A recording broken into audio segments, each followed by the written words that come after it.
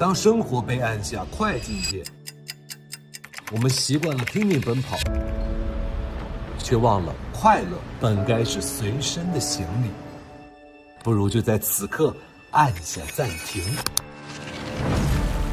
去遇见生活里的小美好，放下心里的焦虑和压力，用一场音乐的出逃，开启一趟治愈之旅。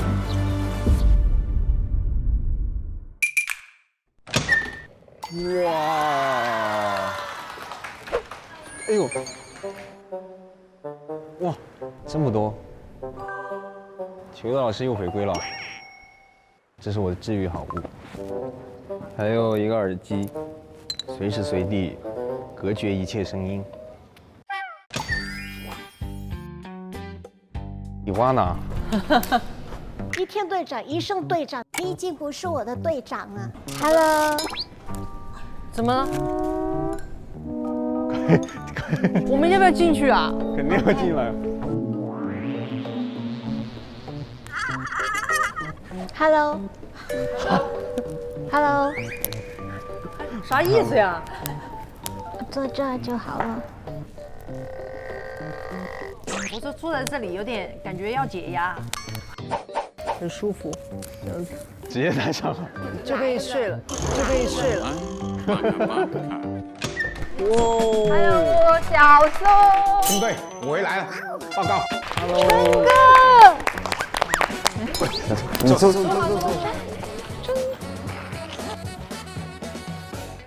我拿这个有点儿，对，有点像下雨的声音。其实你一甩它，我觉得那一瞬间就是烦恼都扫尽。大家好，好，现在我们要开始重新分队了。今天春春和小宋呢继续担任队长，但是两队其他的队员如何入队呢？既拼手气，也要拼一些策略。开始之前呢，他们每个人有3张卡片，已经分别投入到了2位队长的箱子里面了。同时，每个箱内存在一张任意卡，任意卡只能使用1次。队长轮流抽卡，集齐同意唱将的2张卡就可以邀请入队，剩余唱将进入下一轮。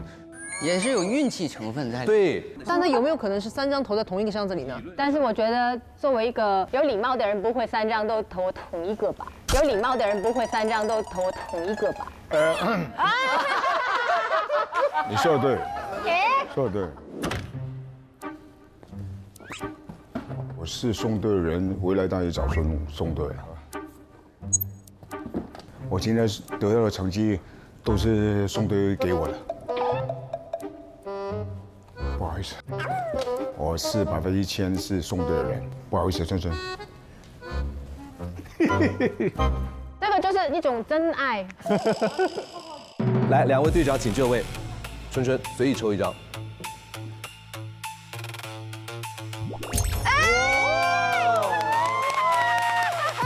小宋来，不会也是祖儿吧？萨老师，好，哇！春春第2张，金志文，容祖儿。现在容祖儿进入了这个选择的赛点，谁在追容祖儿就可以邀请她入队了啊！好紧张啊！第3张卡片抽的是萨顶顶哦，萨顶顶，萨顶顶老师也进入了我们的赛点。来，小宋抽到的是再点，任意卡。小宋如果用任意卡选择2位当中的1位，则直接入队，还是他会选择另外1位目前还没有卡片的队员呢？婉芝姐，1日队长，1生队长。为什么这个表情？没什么，不要再问我了。心里面是甜了一下，就觉得小宋队长没有忘了我，但是还是会紧张，不知道结果。春春请继续，抽到的是任意卡，哇！任意卡，哇！快说名字。容祖儿，祖儿现在确定加入春春队。所以祖儿还有一张卡片呢。不知道啊，要问他。哎，如果祖儿那张卡片不在我这里，我岂不就有点尴尬了？我给他了，接下来就很纠结了。春春，我们在不久之前合作了，还有一个很难忘的舞台，但是小松就真的很久没见，怎么办呢？听天由命吧。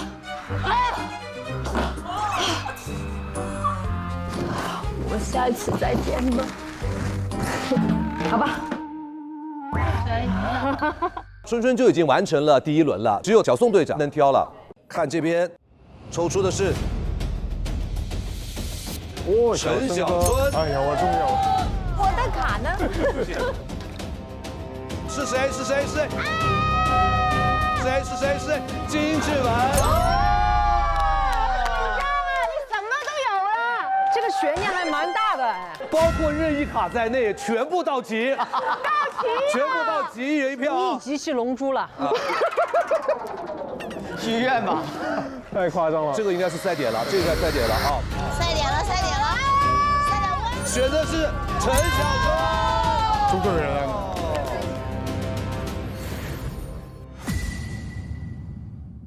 接下来，我们将复原两位队长箱子中的原有卡牌，仅从中取出容祖儿、陈小春的卡牌，开始第二轮抽卡。第一张抽出的是婉芝，好，春春随意抽一张。第一张是，究竟怎么归属呢？来，预备。金志文，来，春春这边抽出的是金志文，金志文被抽到的几率很高啊。来，这边是，来这边是婉芝姐，终于。春春队长，谢谢你啊！我先投个一个。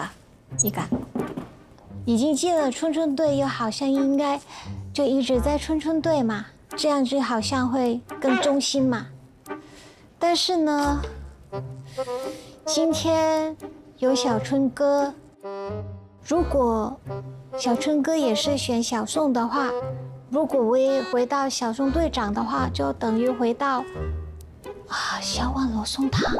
我们是小碗罗宋汤。好吧。你担心春春伤心吗？担心。够我了是吧？对。任意卡。哇，任意卡。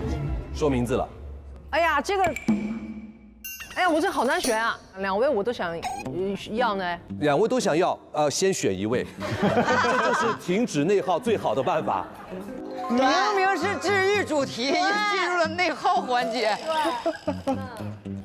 那志文先等一下吧。行，对，新来的 ，OK 的。哎，好。萨田老师加入了春春这一队。从他开始内耗到我了。为什么没选我？你是两队公开争夺，换个角度看就不内耗了嘛，对不对？对。接下来我们要进入点球大战，这里边一共有10张卡，3张是金志文的卡片，7张是空白卡，谁率先抽到2张，金志文就归他了。哇，明白了。就抢你点球大战是吧？抢最后这个人。这我是个球。最不该就是巴西那场。那个里马为什么不早点进来呢？你说内马尔吧？对啊，下半场就进来。为什么不让他首发呢？就第一个点球又不中，巴西。两位队长来，请就位，那就春春先。嘿，哇，一发命中，缘分，一来就出，到我了啊。抽出来的是莫名精彩了起来，进入赛点 ，Let's go，多么刺激的环节，太过瘾了，太过瘾了。来，接下来春春赛点，抽到金质纹就结束。嘿，没有空白卡，空白卡。赛点现在主动方到了小宋这边，小宋抽出来的是哇！空白卡，空白卡，只要抽到，哎，好紧张。他的最后是，哎呀，空白，空白，空白。哦，小宋这一轮抽出来的会是吗？真的要这么刺激吗？还有1/4的机会，请开始。好的，来到了罚球位置，太紧张了。开始发球，抽出来的是，嘿，空白。1/3的机会，1/3的机会，1/3的机会 Let's go！ 抽出来的是，抽出来的是空白。紧张了，还有节目效果，最后2张。到现在全打平哦，我的妈！决定胜负的一抽。你们一起把手放进去，也可以啊。来啊，拿到了。好，等一下我拿一张 ，OK。 3、2、1，3、2、1，走！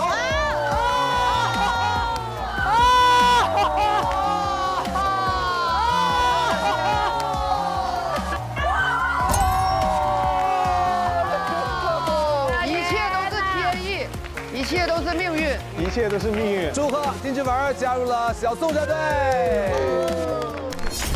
耶！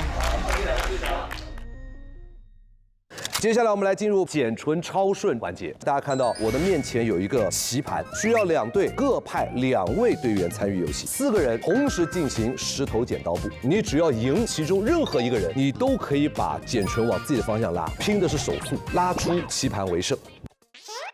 我们玩一下就知道了。我就知道你会第一个上。第一轮啊，石头剪刀布。哎，漂亮！非常好。石头剪刀布。哎呦，你输了呀！我输啊，跟我戳了是吧？等一下，你出的什么？你出的什么？你出的什么？等一下，你出的什么？你出的什么？你出的什么？我们所有人都是这个。你们所有都是你没有资格。没，这3个就你没有赢任何一个。我独一个动那不行，那不行，你要赢独一无二。不行不行，那唯一没进球的也不是获胜队啊，对不对？这轮不算，预备，石头剪刀布。哎，有的。石头剪刀布。哎呦，哎呦，有的。等一下，太近了，稍微往后一点点，稍微这太近了。你也那我就够不着了。石头剪刀布。你出的啥？我出的布。来，你俩别动，来，你俩加赛一轮，因为你俩有争议。所以我们2个。对。石头剪刀布，石头剪刀布，没有，再来，石头剪刀布，不。我第一次玩手剪刀布玩到这么认真的。我也觉得，只要春春或萨婷老师赢一局，到这边一样是赛点啊。来，预备，石头剪刀布。OK， 你赢。对啊。没关系，只要再赢就可以。石头剪刀布。哦，祝贺！恭喜小宋队长的队伍获得了剪唇的超顺特权。我玩不？好音乐有态度，好酸奶有性格，也同步大家一个重磅消息：剪唇音乐瓶上新了。这次上新剪唇收录了无双唱将们在国乐无双舞台上的经典歌曲，全新的金曲，全新的歌词已经全国上市，欢迎大家选购。今天呢，已经是国乐无双录制的第10期了。相信呢，各位无双唱将在这里玩得也很开心，唱得很尽兴。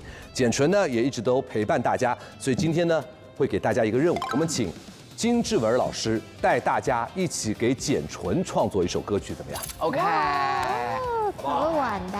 那么现在大家就开始自由创作，晚一点的时候我们会一起呈现这首歌曲。好了，谢谢各位，竞演即将开始了，请2队回到各自的备战间准备，我们竞演舞台上再见。你要弹吉他吗？今天弹。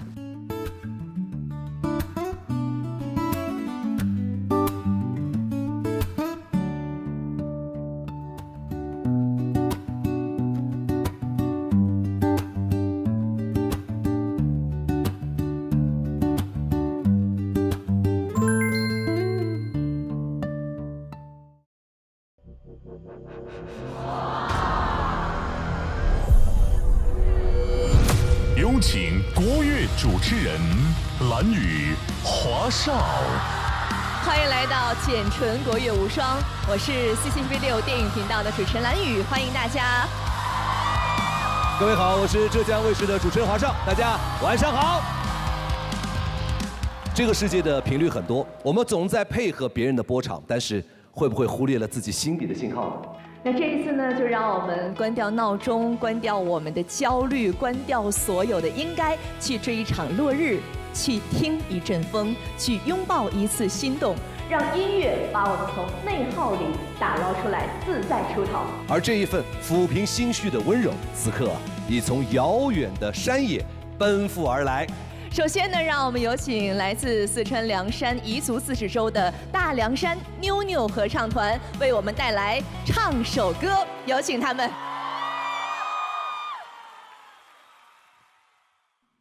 按我讲，我们的歌声是山里的风，能把心事吹散。今天我们把风带到了这里，风来了，把烦恼都吹走吧。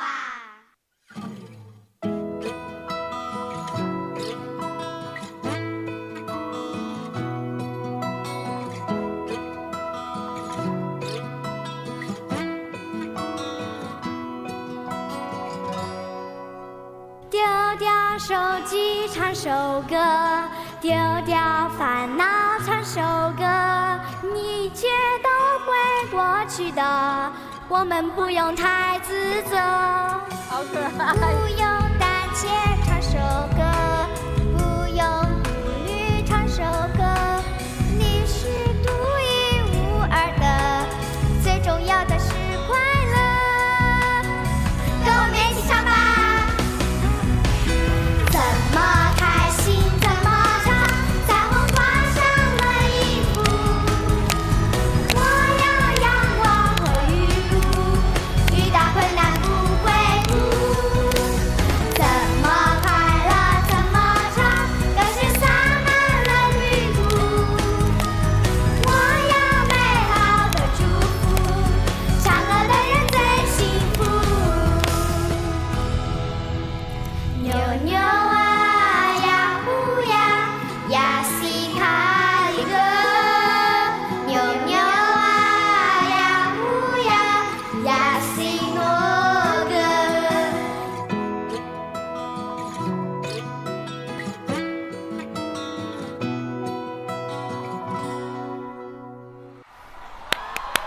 谢谢来自大凉山妞妞合唱团的小朋友给我们带来的自娱之声。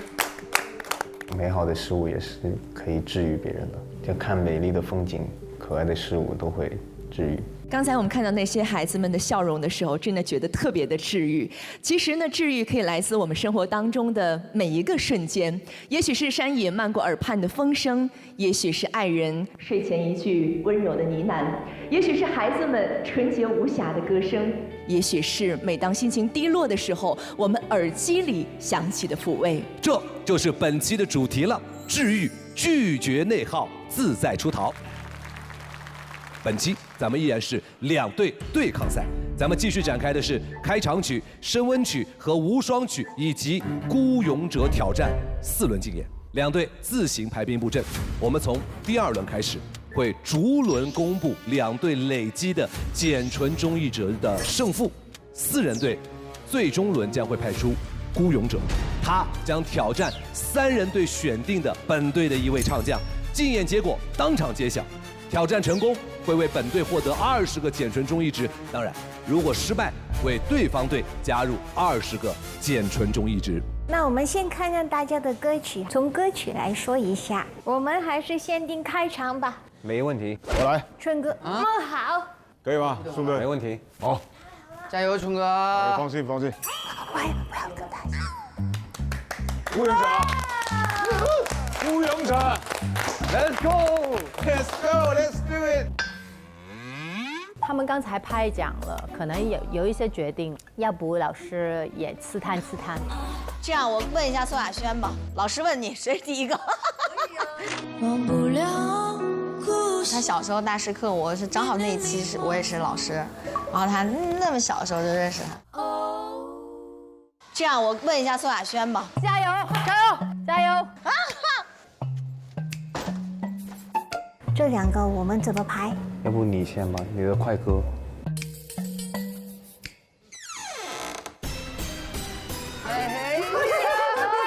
怎么回事？亚轩，亚轩，来嘛来嘛，老师要叫你，你快点儿，你乖，你跟老师说谁是第一个。听话。这个怎么能说？你看，我猜到，他肯定是这样。反正你现在也不听话，我只能回去了。拜拜，舞台见。欢迎第一组无双唱将登上舞台。加油！加油！加油！加油 ！OK， 拜拜。跟上。2门艺术。整个，嘿。一位是耳畔暖语，另一位是 BigBang 人一个。欢迎容祖儿、陈小春。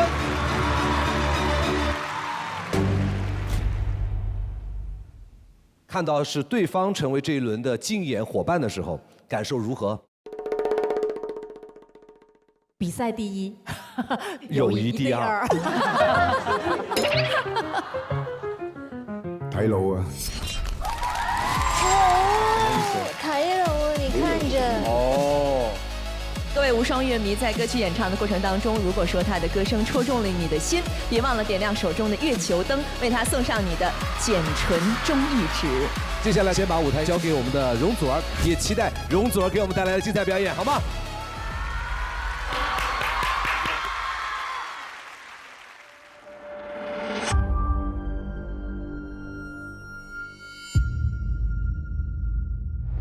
有一句俗语吧，40不惑。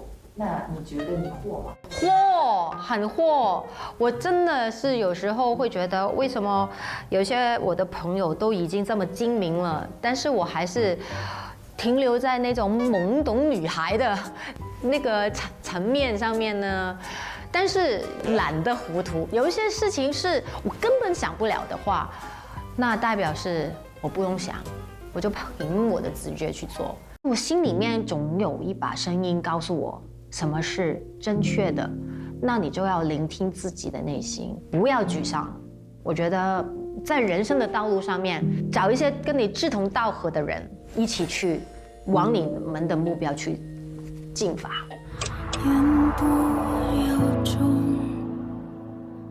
我常常会觉得很难用语言去表达我的感觉。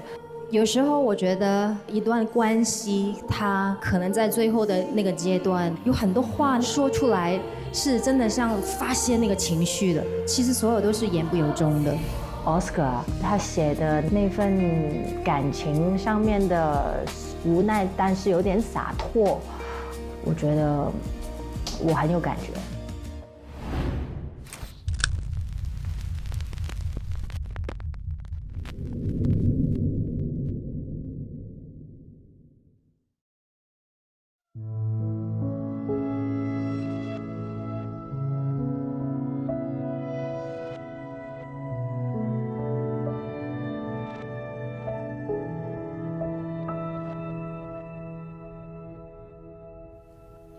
幾多苦衷，幾多悲動，似本俗套小說能翻閱，何來風吹草動，縱有舊夢，仍能好好保重。我祝願過之後，從此目送。還能有說有笑，還能輕輕執着假掉，還能偶爾看明月照，陪着你聽心跳，尋回通透自我步調，能夠伴醉了，遙遙聽見去潮，還能悄悄看年月便明白到我渺小，更感覺美妙。無需給騷擾。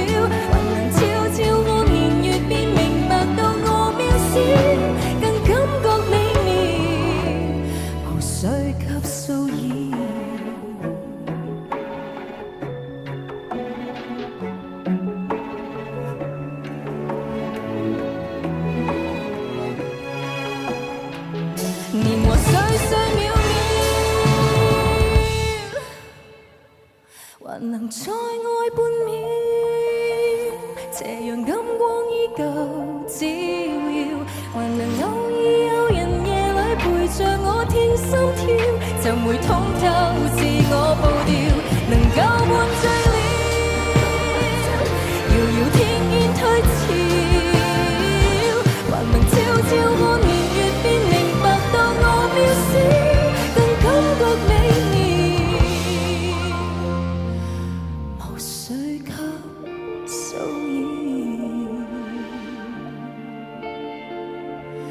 那些任性謊話，不講怕了。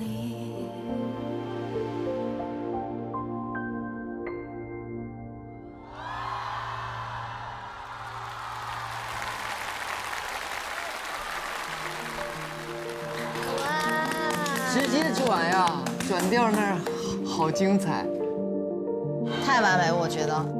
非常的稳，娓娓道来，然后在舞台上能够把一个故事用声音、用他的表情、动作去抓住你。他把一种很克制的表达方式放在这首歌曲的里面，是因为这个歌曲的粤语的歌词，他要去重新做一个这样的一个诠释，这样的一个力度，他觉得刚刚好。他先唱的时候，那个时候我也不敢听耳返，我还是专注在我那个开始懂得好一点。结果就是放耳返放下来之后啊，现场音乐也放出来，哦，那就马上又得要听进去，唱得非常好，非常好。谢谢容祖儿。接下来我们请陈小春来到舞台。放轻松，放轻松 ，Let's go， 比赛第一，放轻松。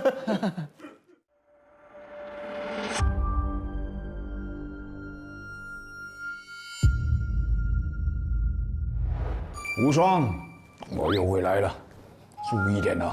最近有没有什么有点小烦恼可以写在这个纸上？烦恼就是这么日子，平时怎么不给我喝冰呢？因为你喝冰就嗓子不好啊。他们的本意还是从您的健康考虑。是，我知道，但他们在我面前喝冰啊，我所有东西都热乎，所以那个就是我烦恼吧。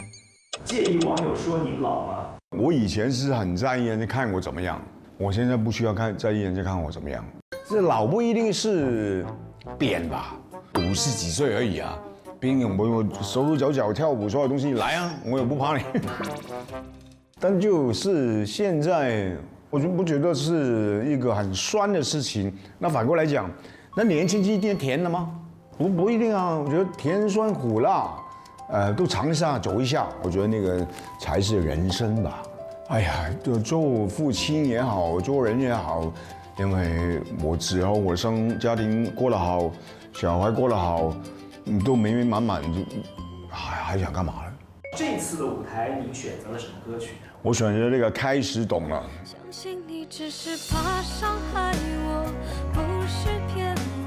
这首歌我在其他的地方唱过，因为我之前唱的都是普通话，那首歌对我来讲心里面有点刺刺了。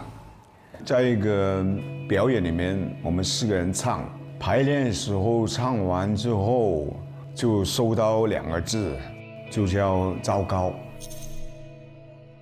我觉得为什么糟糕呢？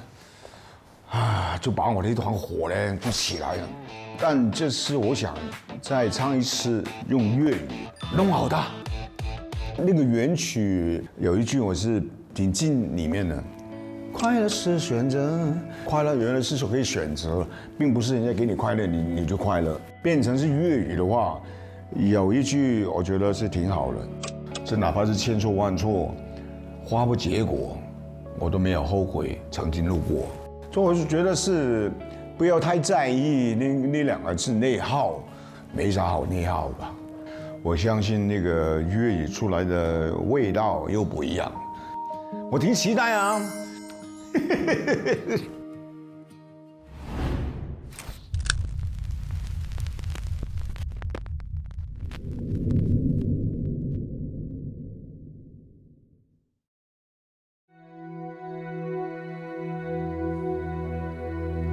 懂得你願意去講清楚，纵使折磨。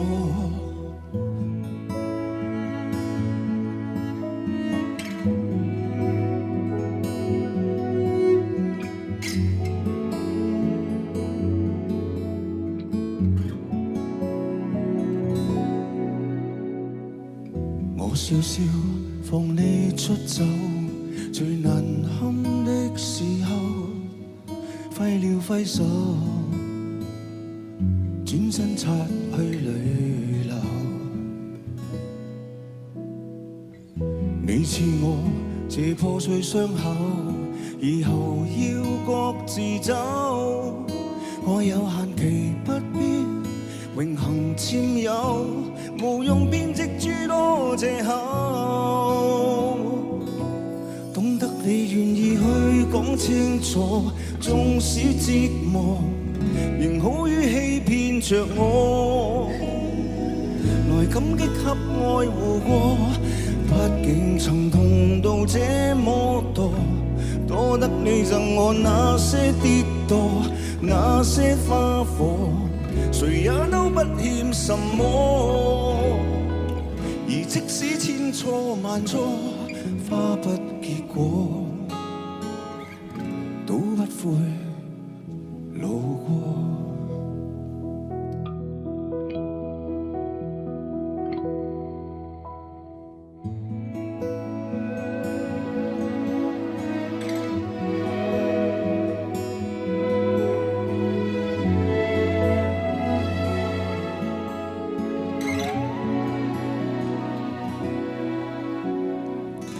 愛到了沒法拯救，卻才偷偷回眸，怎說出口，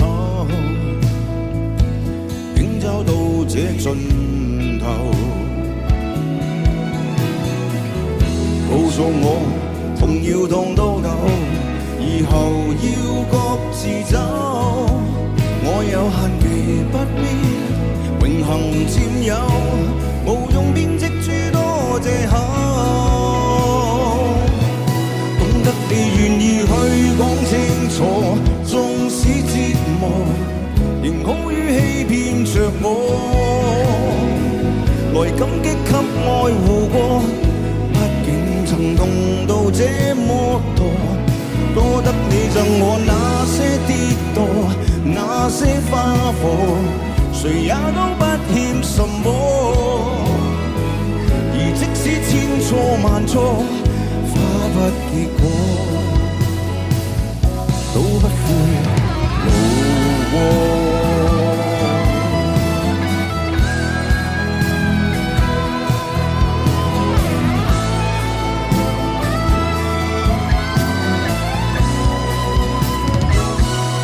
懂得你願意去講清楚，縱使折磨，仍好於欺騙着我，來狠心把痛劃破，欣賞這離別的凄楚。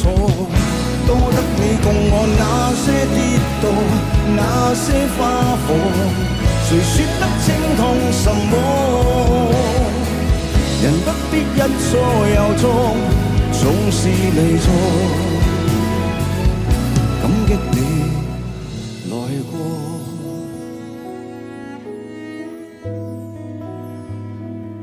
感激你來過，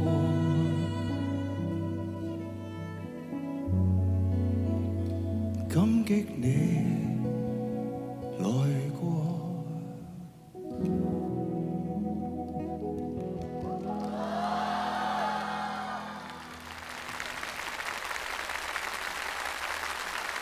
哇！哎，走心了，走心了。小春哥呢，唱完这个歌，好像演完了一部电影似的。我是情绪是一直跟着他走的。我觉得我在看我的前辈在这样表演的时候，我会有在学习。这首歌也毕竟是差不多20多年前的歌嘛。20多年前，我们作为演绎者，其实也是很年轻的，当时有很多放不下的那种执着。但是现在20多年后，小春就演绎了一种比较豁达的一种恋爱观，花结不了果，但是还是会感激曾经有对方的一路走过来的陪伴吧。谢谢陈小春。状态顺畅的顺，心情超顺，沧桑唱腔诉说成长里的释怀，慢慢读懂人情，读懂自己。愿我们与过往和解，前路从容坦荡，步步超顺。接下来呢，我们要有请祖儿回到我们的舞台上，有请。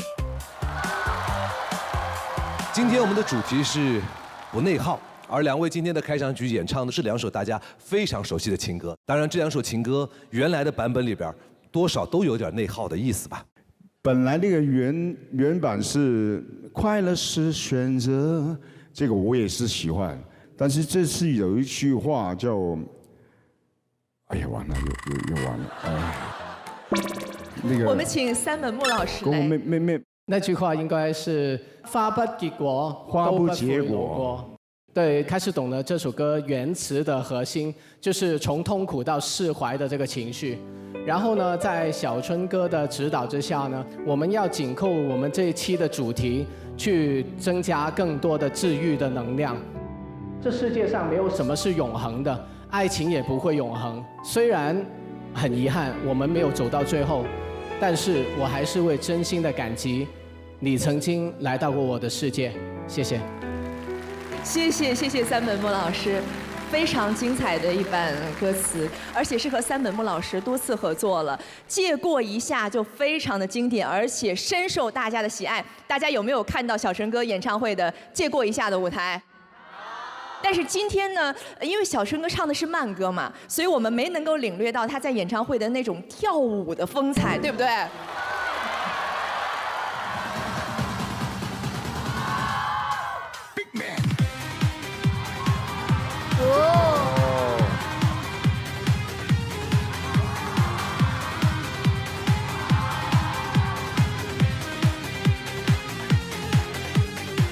我干了一场，谢谢你们。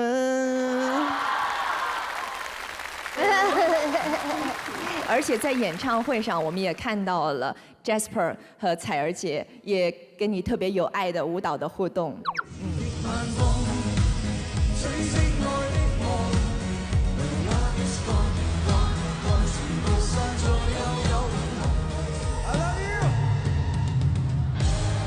本来我小儿子也在，我以为能看到他们3个，然后后来就出来，哎呢，我在想我后虎呢不在，他8点半离开了，顶不顺了，就是顶不住了，要回去睡了啊。平常7点左右睡觉了，因为他也不内耗，不内耗，所以有家人的陪伴，有家人的爱，就是最治愈的时刻。如果祖儿在一段内耗的感情当中的话，你会怎么处理呢？我是一个逃避型。逃避型？我就走了，就冷暴力。我觉得这个很不对。现在我会觉得每个人站在自己的角度，肯定会觉得自己是对的。这样让你很重视的人，你这么受不好的感觉，我觉得就不要。一个关系，大家都付出了那么多感情，起码大家都能够好好的尊重对方所付出过的。就是彼此的尊严都很重要。对。你有什么解压的方法吗？跟我们讲讲。买东西。不一定真的要付钱的，只是把它放进购物车都已经够开心了。眼睛逛街就好，对不对？可能是吃的，可能是穿的，可能是生活类型的。买电器也觉得挺好，比较实用一点。心情最不好的时候一般看什么？心情最，看国乐无双啊。再配上一瓶碱醇超顺桶，一边喝着碱醇一边看国乐无双。阿萨不是说要跟你一起买房养老，是有这事儿吗？有说过，因为他真的是一个很有计划的人，他已经说了他要买一块地，然后建一个3层的屋，然后我们每一个人1层，然后旁边呢，他觉得一定要有一个地方打麻将的。可是只有3个人呢。再邀请多几个朋友了。好，谢谢两位，我们先请两位回到我们的无双空间，辛苦了二位。国乐好听，简纯好喝，我们一起开始简纯超顺时刻。所有现场观众朋友们，咱们一起撕开你手中的简纯音乐瓶，我们开启一个超顺的合唱环节。首先是请拿到小蝴蝶标的观众，咱们一起合唱《胆小鬼》。喜欢看你卿卿我美，叫我胆小鬼，你的表情大过于朋友的暧昧。好，那么接下来呢，请拿到幸福国王的观众们一起合唱《大城小爱》。脑袋都是你，心里都是你，小小的爱在大城里好甜蜜。另外还有一个重磅的消息告诉大家，简纯音乐瓶上新了。这次上新的简纯收录了无双唱将们在国乐无双的舞台上的经典歌曲，全新的金曲，全新的歌词，已经全国上市，咱们一块儿期待。简纯一瓶有性格的音乐酸奶，打开抖音搜简纯酸奶旗舰店，君乐宝官方旗舰店下单节目同款，享简纯定制好礼。那么现在正在无双空间的各位唱将们，请注意，接下来每轮竞演结束，我们都将直接公布两队当前累计的简纯综艺值的胜负了。所以每一次的排兵布阵都至关重要。现在，请两队即刻选定升温曲出战的无双唱将。那我们就按原计划呗。原计划吧，我们。原计划。队长放卡。好嘞。这样子哈。好了。这两个我们怎么排？要不你先吧，你的快歌。哦，慢快。有节奏的。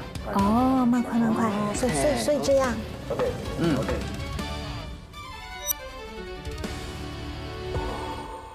这一轮站上舞台的究竟是哪两位无双唱将呢？让我们响起热情的掌声，欢迎他们登场。他们一位是新潮解语花炸顶顶，一位是民谣小子宋亚轩。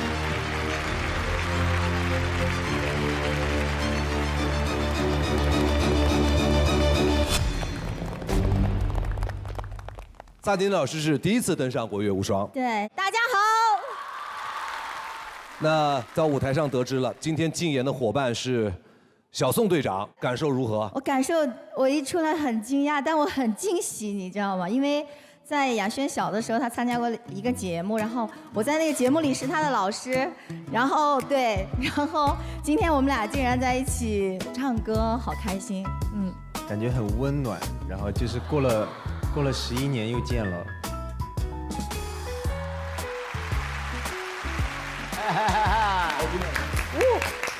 我觉得这是做老师最高兴的时候，看到自己身边的伙伴成长了，能够站到自己身边了，而且得到大家的喜爱了。对，最重要的是今天我们俩还是那个对手。是这样的，我想就是跟芝芝姐换一下顺序。你想对沙老师是吗？对，因为很小的时候就见过。OK， 我们就支持他一下吧。必须的。必须。哎呀，对了。OK， 加油！好，不胜。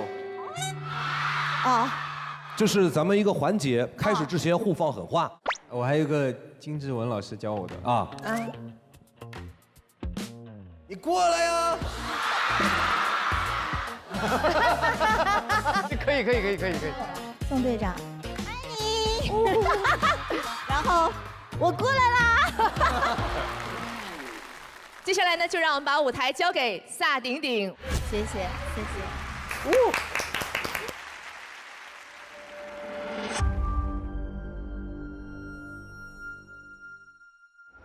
这次的主题是治愈，拒绝内耗，自在出逃。萨老师怎么理解内耗这件事情？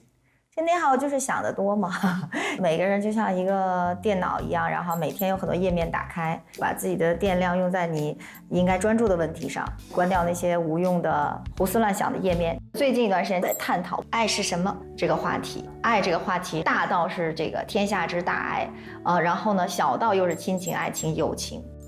有网友提到说，听到您的歌会让心灵变得很宁静，是一种治愈自己的方式。我很开心，证明我用音乐传递的这种力量，被他们接收到了。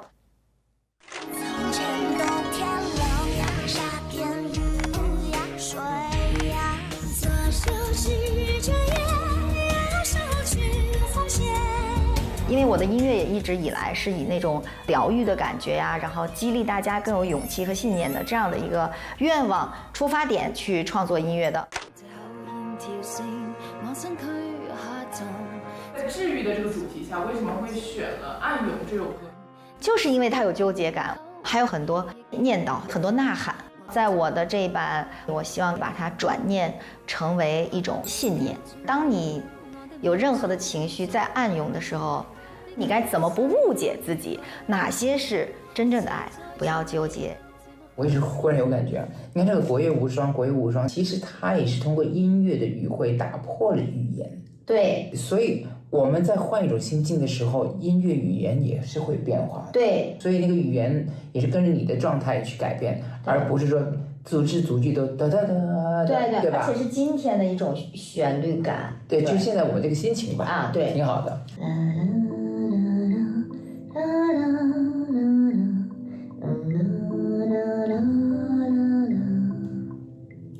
成功。OK。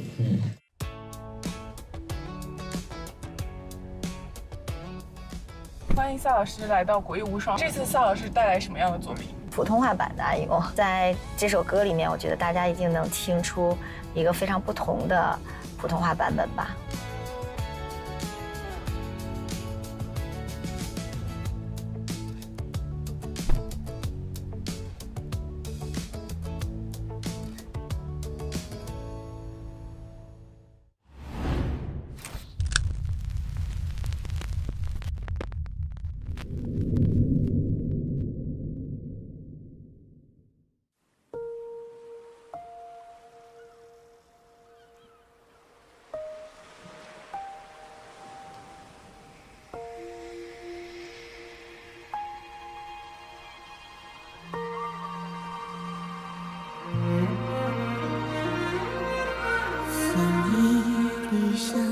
山间林雨，阴深似借空明。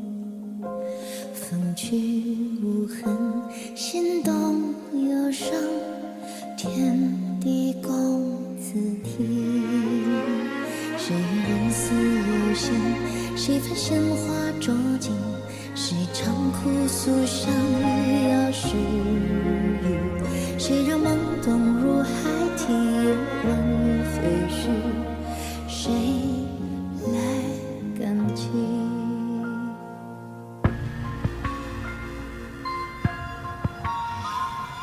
皆有所念，谈天问天念，只有匆匆无常的语言，无常若是寻常，何须费尽思量，何须得解？风流不苦，壮烈谈话不为意象，一时总有一时的知，没有知说梦，哪有一梦许愿？恍然间，梦中一丝情节，无悔更无怨。坐看千丝万缕，暗涌成光影，雨夜长灯，雨能游到天明。此一颗心，莲花万般风景，纪念点滴着原因。原来明明浩渺，虽沉默不语，也容花开，也容尘埃落地。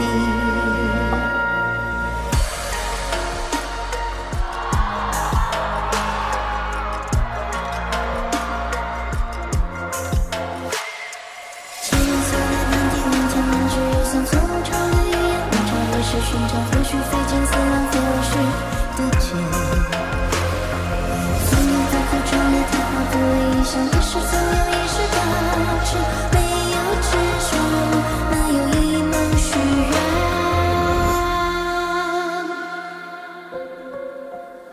谁愿人似流星，谁盼鲜花骤尽，谁长哭诉伤雨要是雨，谁让梦有万语飞絮，谁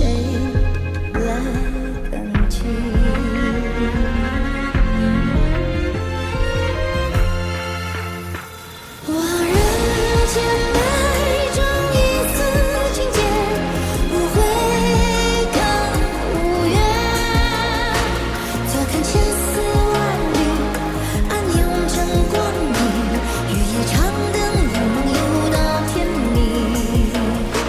且悲且恋且念，所念皆所愿。且爱且盼且怨，所念成所愿。且悲且恋且念，所念皆所愿。且爱且盼且怨，我念复我愿。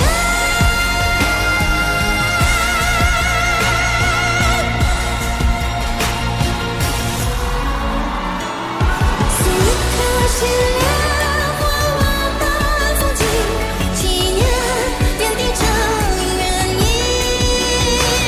原来冥冥浩渺，虽沉默不语，也容花开，也容尘埃落地。送一颗心莲花往那风景，纪念点滴成原因。原来冥冥浩渺，虽沉默不语，也容花开，也容尘埃落。所念谈地万千年，只有算从无常的语言，无常若是寻常，何须费尽思量，何须得尽。蜉蝣不枯，壮烈桃花不为异象，一世颂谣，一世大志，没有痴说梦，哪有一梦许愿？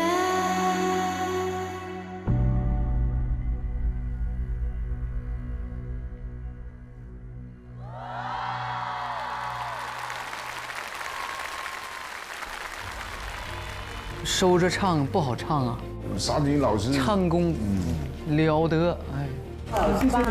萨顶老师这首歌曲，不管是音乐本身，包括他的服装、他的舞台，他对于这个歌曲有他自己的一个新的表达，而且我觉得他的声音的那种激荡，我觉得也是会振奋人心的。沙老师的音色一出来，就是那种万物生长的感觉，高音直冲我天灵盖。这首重新谱词的《暗涌》，相对原版，我觉得更多了一份哲学的味道在里面，而且当中编曲的一部分用了一些弦乐里面的技法，叫做颤功，它跟歌词互相配合的这一个感觉，也非常的有暗涌的味道。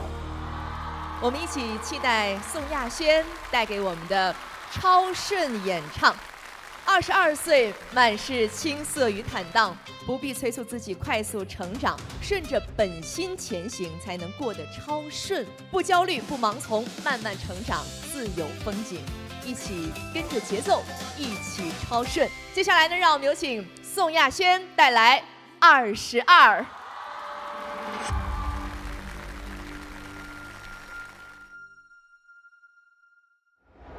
我们为什么会在治愈这一期选择这么一首歌？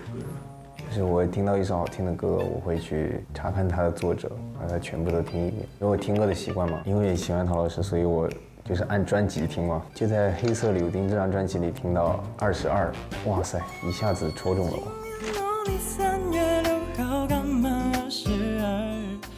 现在正好22了，感觉意气风发。当时刚成年嘛，想着日后22岁的时候，一定要唱一次这个歌。它就像一块米波罗，充满光芒。一个人打游戏，他总是会输。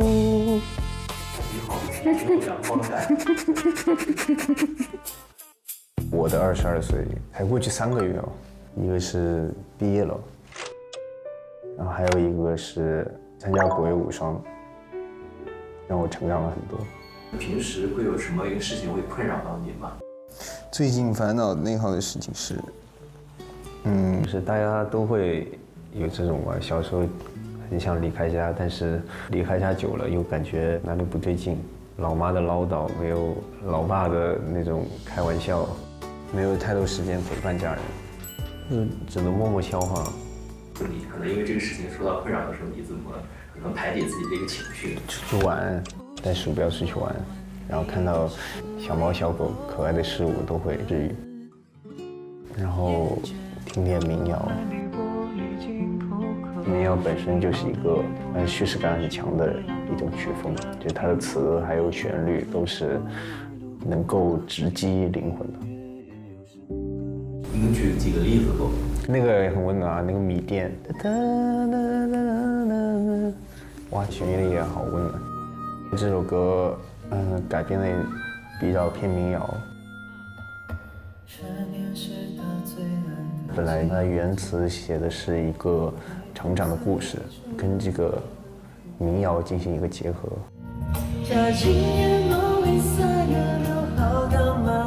22真年轻，对，正是这个的年纪，有很多人的精神支柱啊，是，对吧？听得出来，很好听，没毛病。看了这个舞台的大家，如果已经超过22岁，那就写下你对22岁的自己的回忆；还没到22岁的朋友，就写一个自己对22岁的憧憬，让我们可以一起治愈彼此。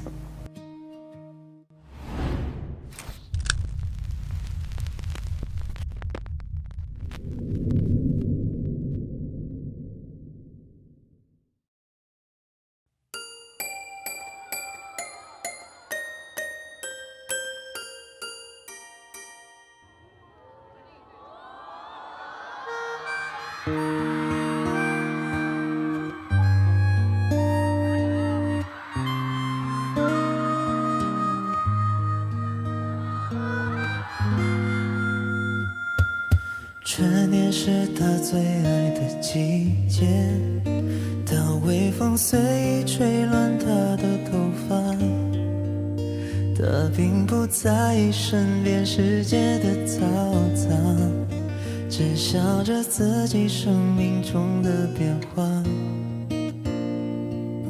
还有15分钟在午休，从早到晚没有想象中那么好过，安定的日子不一定就是幸福，忘不掉他在心里做过的梦。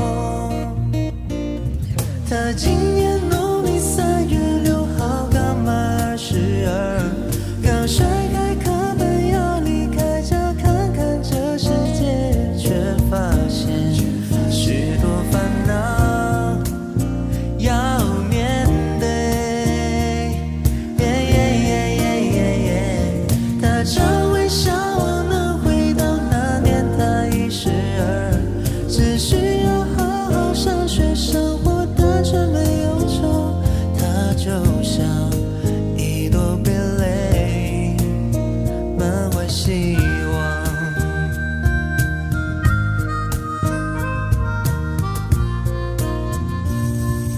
秋天是忽然间就来临，青春虽然有本钱可以洒脱，一场恋爱22个月后结束，才知道有些感情不值得赌。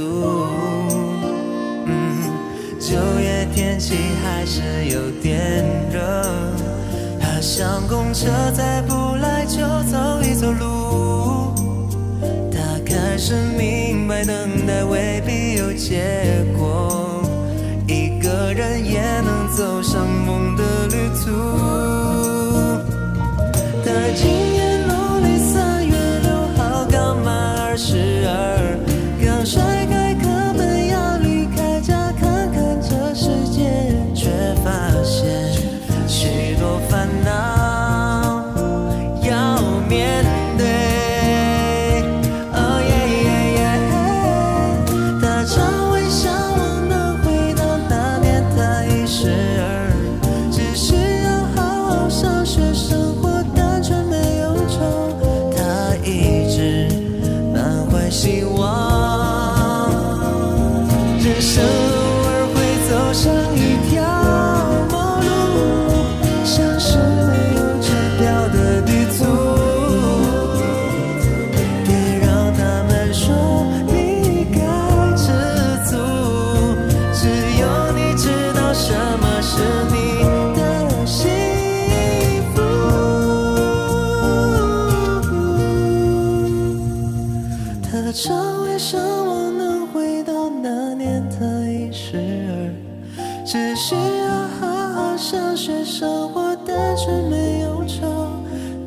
笑着想过未来，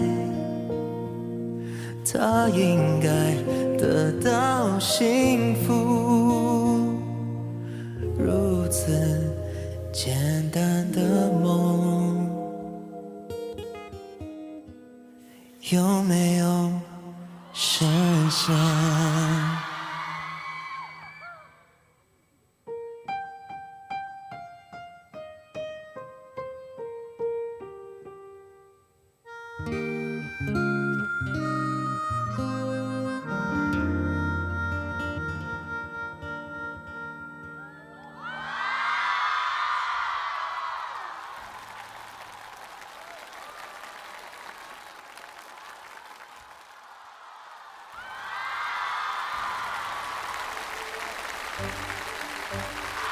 谢谢。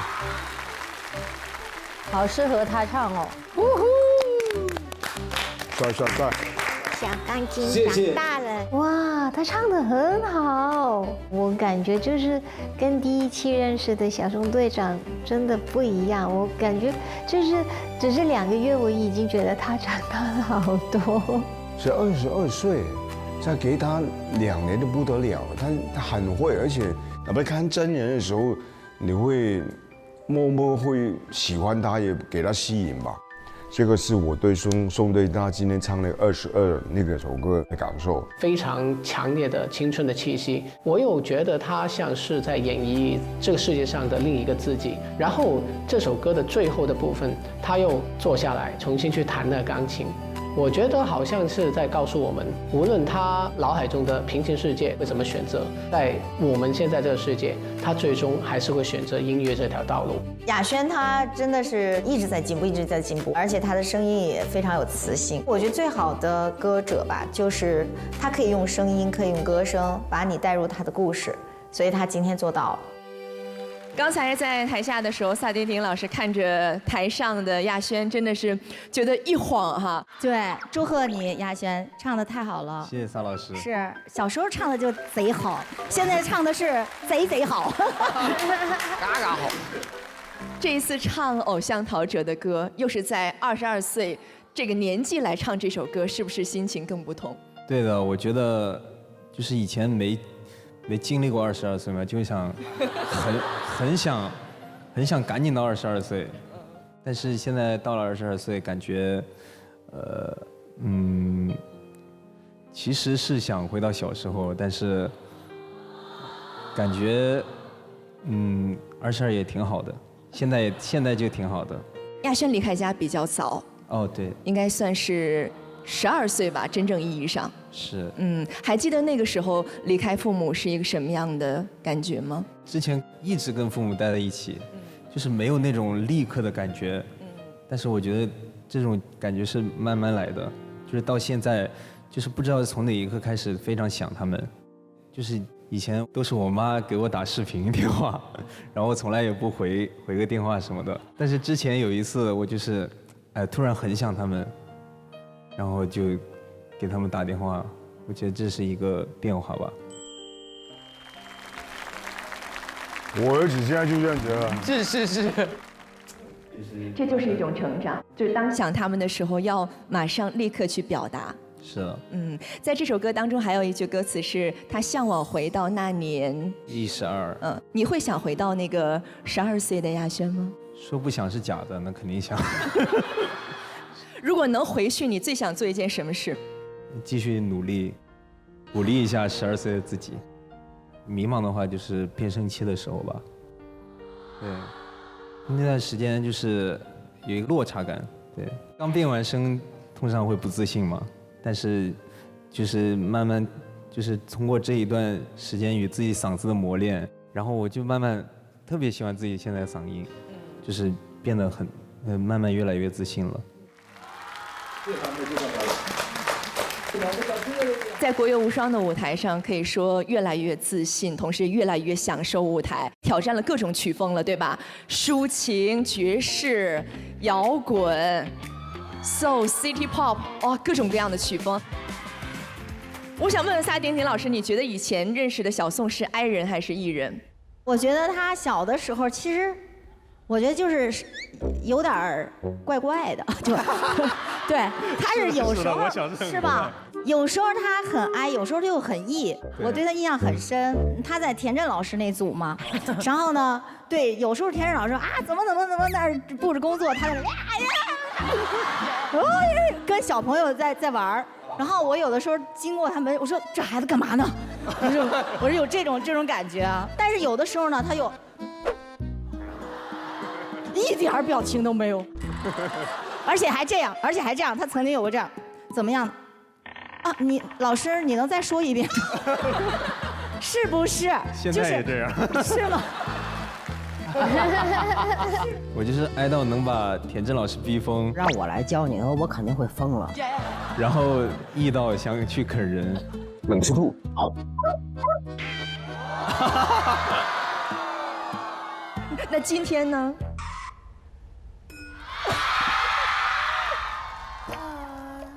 萨丁尼老师要不要学一下小宋的表情包？这个叫陪笑，就是一个假笑。我觉得我学了之后，我会内耗的。但我们完全不内耗，这个表情包也治愈了很多朋友的不内耗。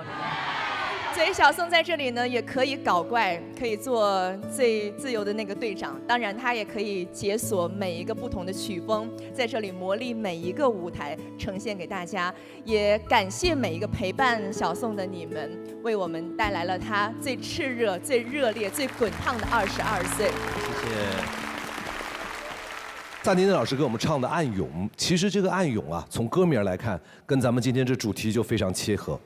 我觉得非常的感谢李聪老师填的这一份普通话版的《暗涌》，表达了我自己一路以来做音乐的一个初衷，就是希望无时无刻音乐传递出的都是一种洒脱、自由、勇气、信心，还有一种在内心强大的一种自我战胜自我的力量。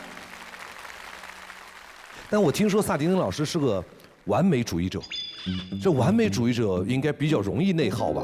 可能大家都知道我是一个歌手的身份，但可能还有很多人不知道，我其实给自己打了很多份工，因为我既是歌手，又是作曲，然后又是制作人，我自己的音乐95%以上都是自己来创作，所以我就不停的修正，还是跟你刚才说完美主义。明白。那平时有什么释放压力的方法吗？释放压力的方法我可多了，比方说我喜欢跟我的小姐妹们去吃饭，各种谈天说地，还有就是旅行也是一种减压方式。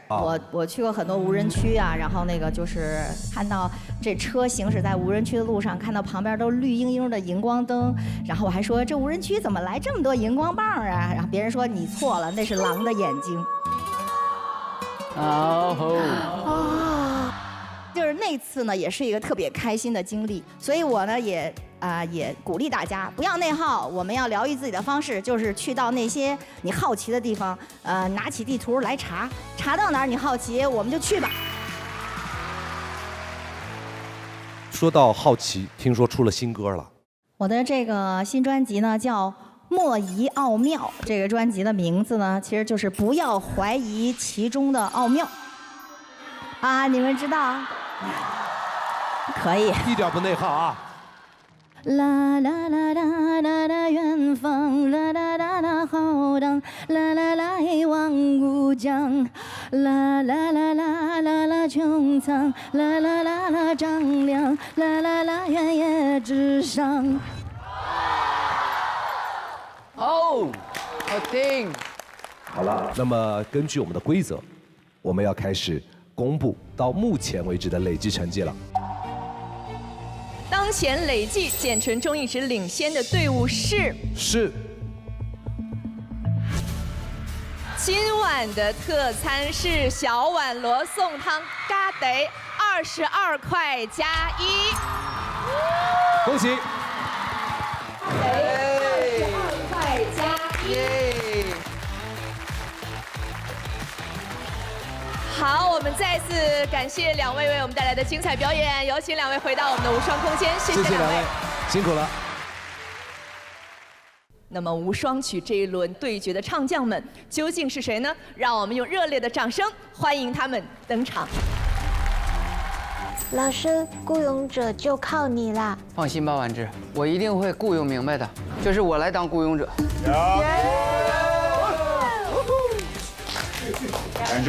加油！謝謝。型到爆咗，冇第二條路，只有型到爆。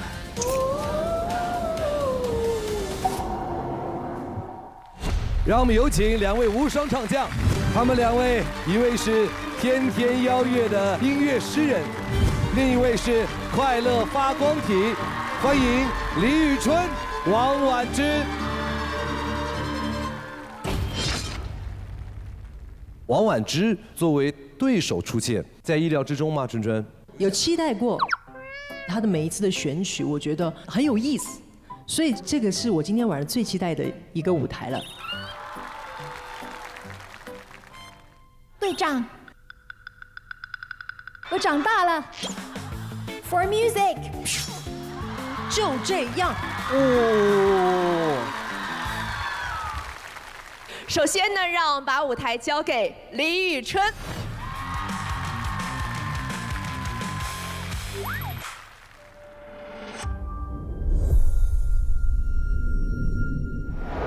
这次的主题是情绪出逃，用音乐治愈。春春是一个情绪很稳定的人吗？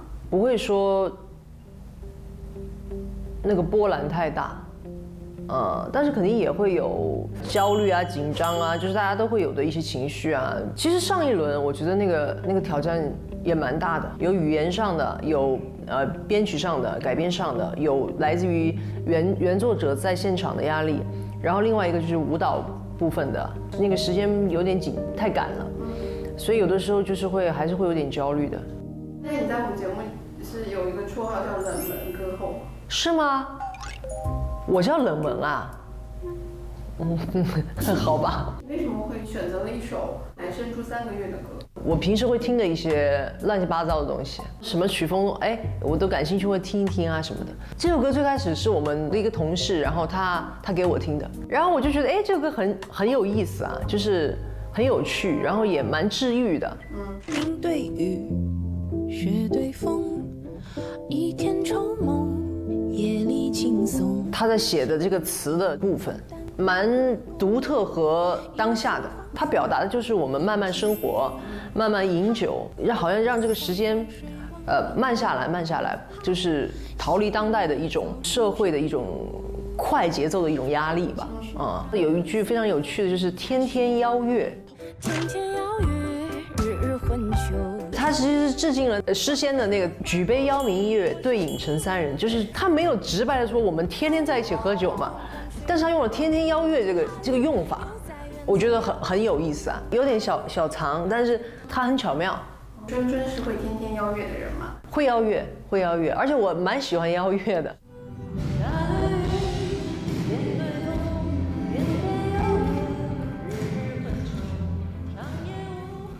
它里面本身有几个念白是湖州话的，我们为什么全部都取消了呢？我其实当时有纠结一下，就是说到底要不要这一段词。娛樂嘅他棒的，你妹妹就切，在句是用妹妹就切。但是我后来彩排的时候，我跟石头也稍微聊了一下，其实不要也是不错的。他有一个就是说，这个世界根本就不是慢慢的，谁跟你慢慢的，就好像一个世外桃源跟现实生活的一种碰撞。我们这期因为我们的这个主题是治愈嘛，逃离嘛，那我觉得我们不交代现实的这样的一个快节奏，是不是也不错？就是好像留在那样的一个憧憬里面。可以。我觉得你经常用歌的方式去消解一件事情对你带来的不好，就是很多你自己的痛点，或者是说你心里面有点膈应的事情。或者你觉得有点悲伤的东西，但你没有找到这个出口，那可能我就会把它记下来，然后可能再通过创作啦、音乐的方式，去让自己从那个渠道去做一个出口。说不定不知道何时能平息，流言传来传去，请相信我的心纯真如往昔。一直以来就脊柱不太好。到我流行演唱会的时候，突然就复发了，然后就需要坐轮椅。检查完之后发现强直肌肉炎。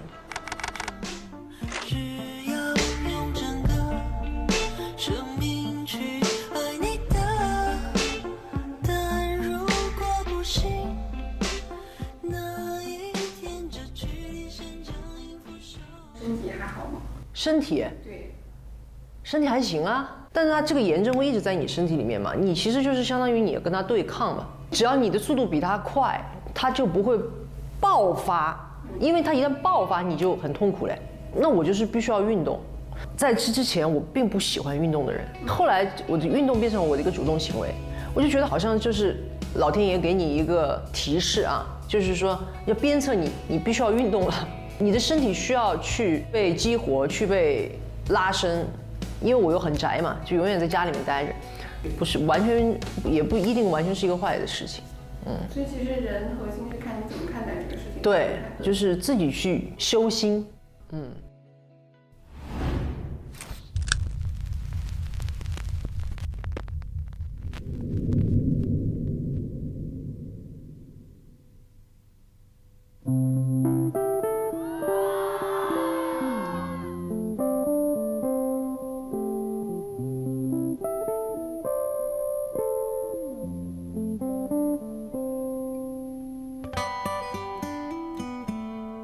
云对雨，雪对风，一天长梦，夜里轻松，心指引，单独的佝偻，一世仿佛印记背风。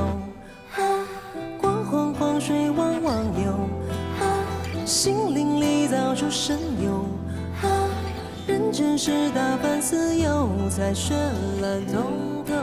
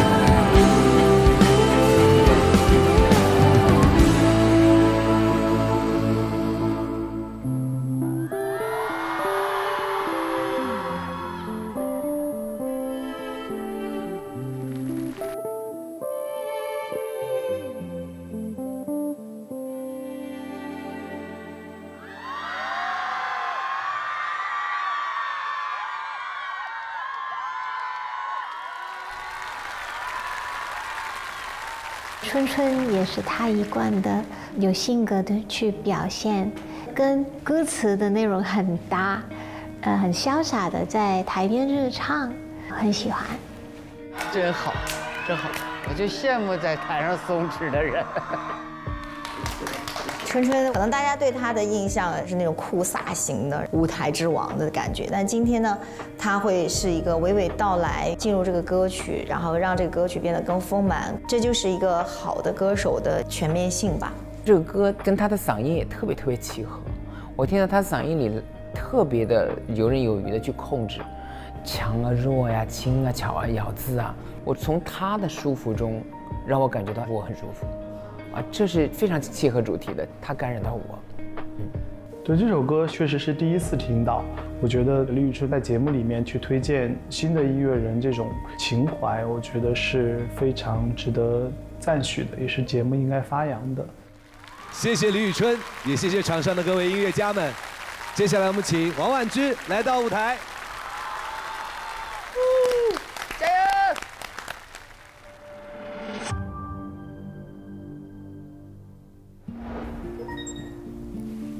OK， 我很担心不够时间做好今年答应自己要推出的专辑，因为在年底我已经计划好为新专辑筹备的艺术展音乐会巡演，一定要先把一张专辑做好。这首歌我很喜欢，我第一次听我就爱上这首歌。 转那滑板鞋，时尚时尚最时尚。回家的路上我情不自禁。一首作者庞麦郎的故事，从他这个很直接的文字里，他的表达，我感受到一双鞋对于他有多快乐，这个很打动我。对于他来说，这个鞋不是鞋，是他的宝藏。 某程度上，它也唤醒了我对于一些眼看微小的事物，它的价值，还有我对于这个事物的看法，就是初心嘛。我是要尊重它的原作，所以我刻意的第一段就唱回它的原词，然后我就用我自己的歌词来延续它的这个故事，开始去寻找那个鞋。 他是找到，但是我选择我始终没有找到。但我在玻璃的倒影看到我自己，看到我的眼神，然后再看到我自己穿的那个鞋。这首歌我要变成它是像我自己的心声嘛，那我就用我的方法，用我的人生做了很多个 layer 的节拍。我就把 rap 解读为。 我想说的话，有节奏的说出来。那节奏我会啊。问自己是什么最真？把所有的 rap 的 pattern 定下来了，然后就传给常石磊。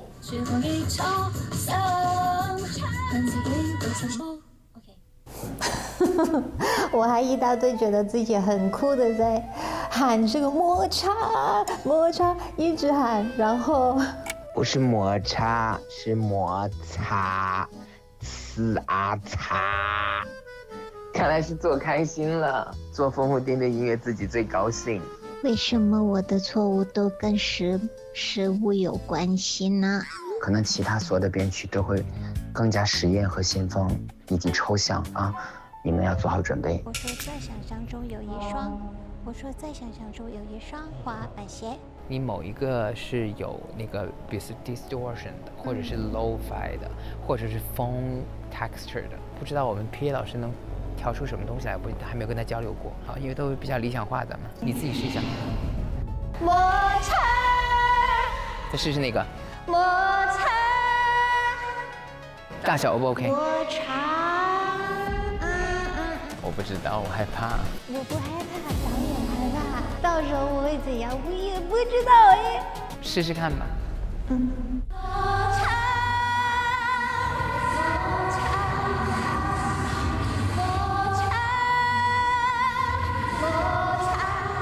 这首歌的横线，我也不知道它适不适合放在电视上看，或者是综艺节目，我不知道。但是我知道这是我现在最想做的类型，就靠它的 magic 变成现在，我觉得胡有影。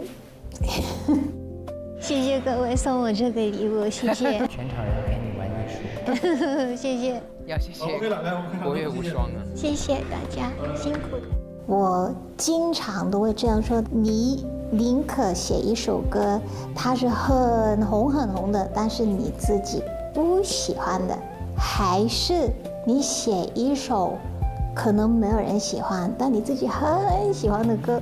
我说我肯定选这歌啊，这就是我们做音乐的原因嘛。直我们直了。我的滑板鞋摩擦。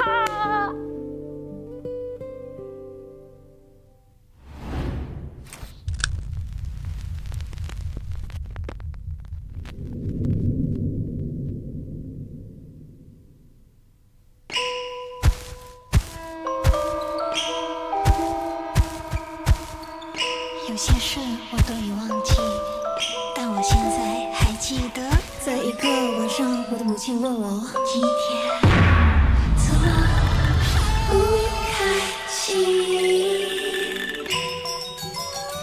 我说我在我的想象中有一双滑板鞋，与众不同，最时尚，跳舞肯定棒。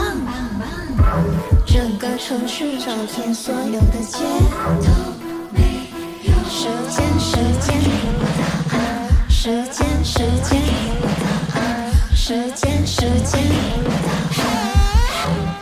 沒有發現之後我要去咗第二度揾，其實揾到行過都係我都冇死緊，只係想自話嗰陣接觸客人，着對新鞋或者會就喺呢個時候，突然見到間鋪頭企喺門口，幫你見到自己雙眼有幾愁，再望望自己着緊嗰對鞋，唔捨得放手。好似已經足夠，然後擁有我自己足夠，曾經擁有。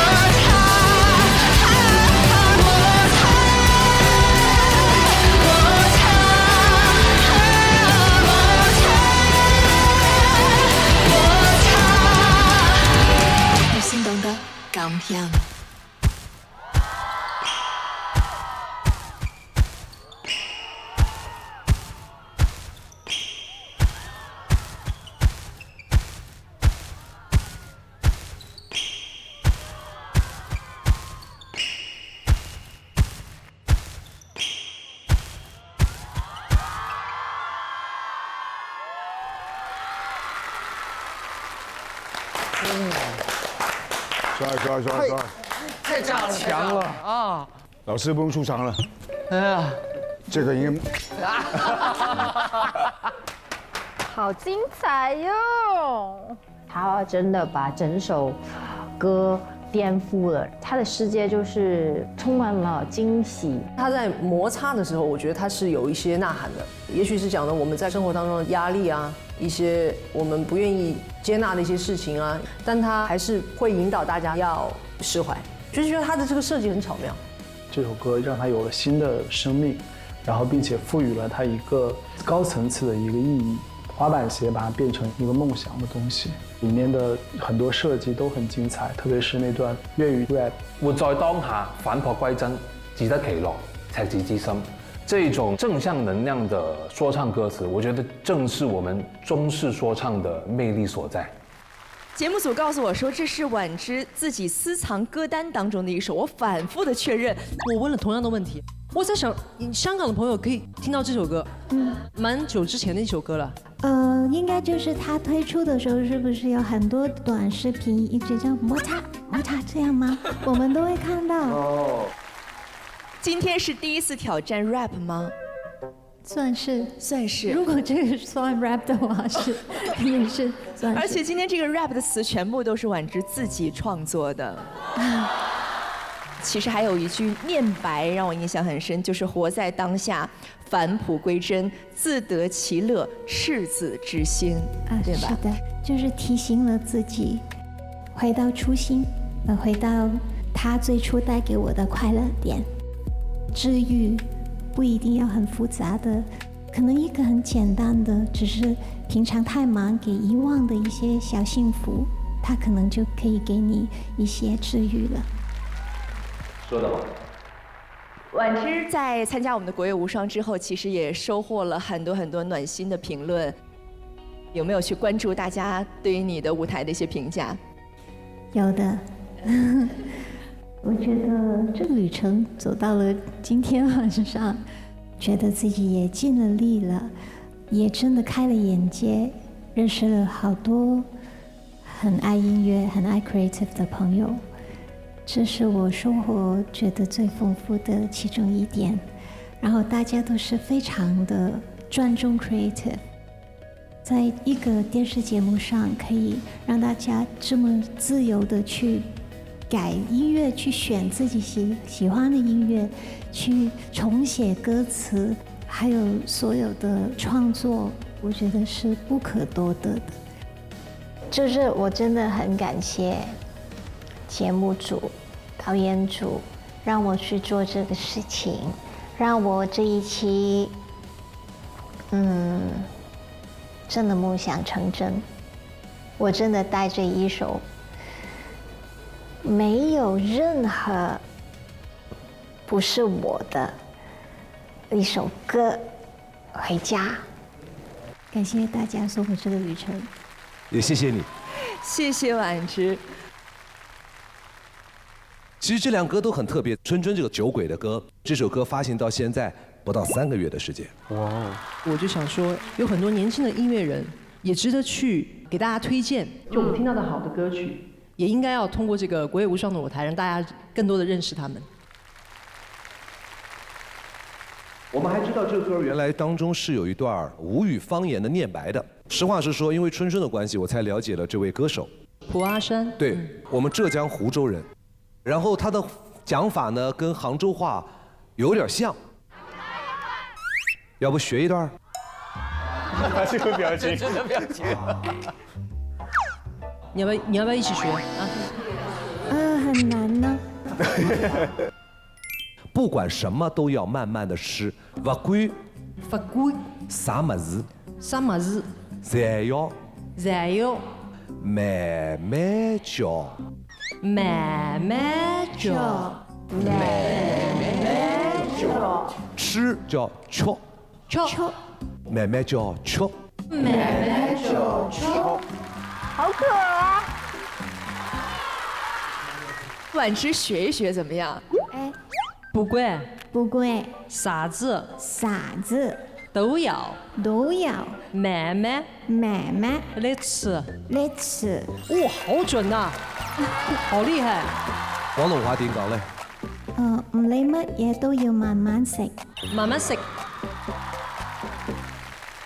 咱们也问问春春吧，平时你有什么放松的方法？我就这点爱好啊，我确实是这点爱好。我就是看，我就搜当地有什么美食，到时候再去拔草。哎，这是个办法，充满期望。所以那个平台就被我刷到崩盘了。哇塞，那看来确实欲望很强烈啊，找吃的欲望很强烈。我们不得不说到今天啊，10期节目以来，我们从春春的自己的代表作，到中国摇滚的新势力，被埋藏的港乐的宝藏歌曲，再到今天刚刚发行的音乐新势力，春春带我们在国乐的星河当中，找到了一颗又一颗灿烂的星。确实是一个用热爱持续发光了20年的音乐人，为我们找到的那些精彩，真心应该为春春鼓掌。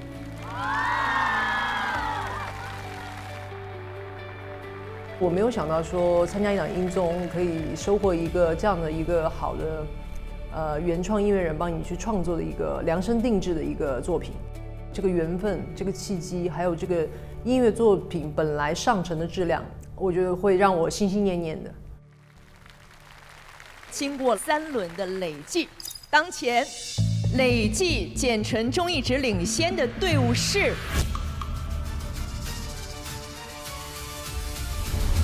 今晚的特餐是小碗罗宋汤咖得22块加1。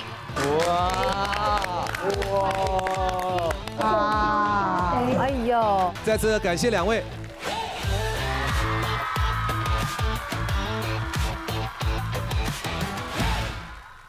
接下来我们即将开启孤勇者的挑战。孤勇者来了，加油！嘿！我选择最后出场当这个孤勇者，怎么样我都能扛下来。还是有这个信心的。有请金志文。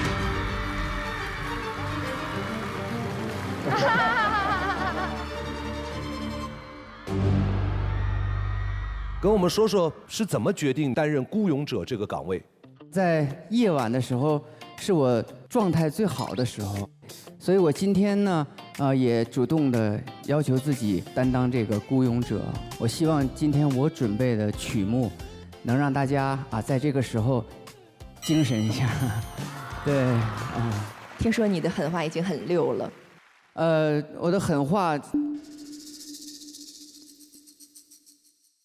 你回去吧。回去吧。很幽默啊！把掌声送给金志文，加油！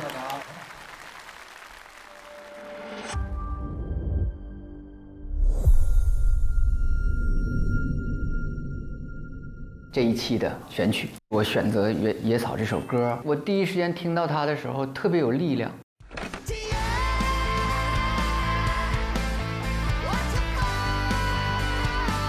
野火烧不尽，春风吹又生。野草的那种韧性看似渺小，但是其实它的非常非常有生命力。我觉得特别能够代表我。我也是从这个小城市，然后来到北京北漂，至今已经20多年了。那个时候我带着我老婆，我们等于面临没地方住的一个状态。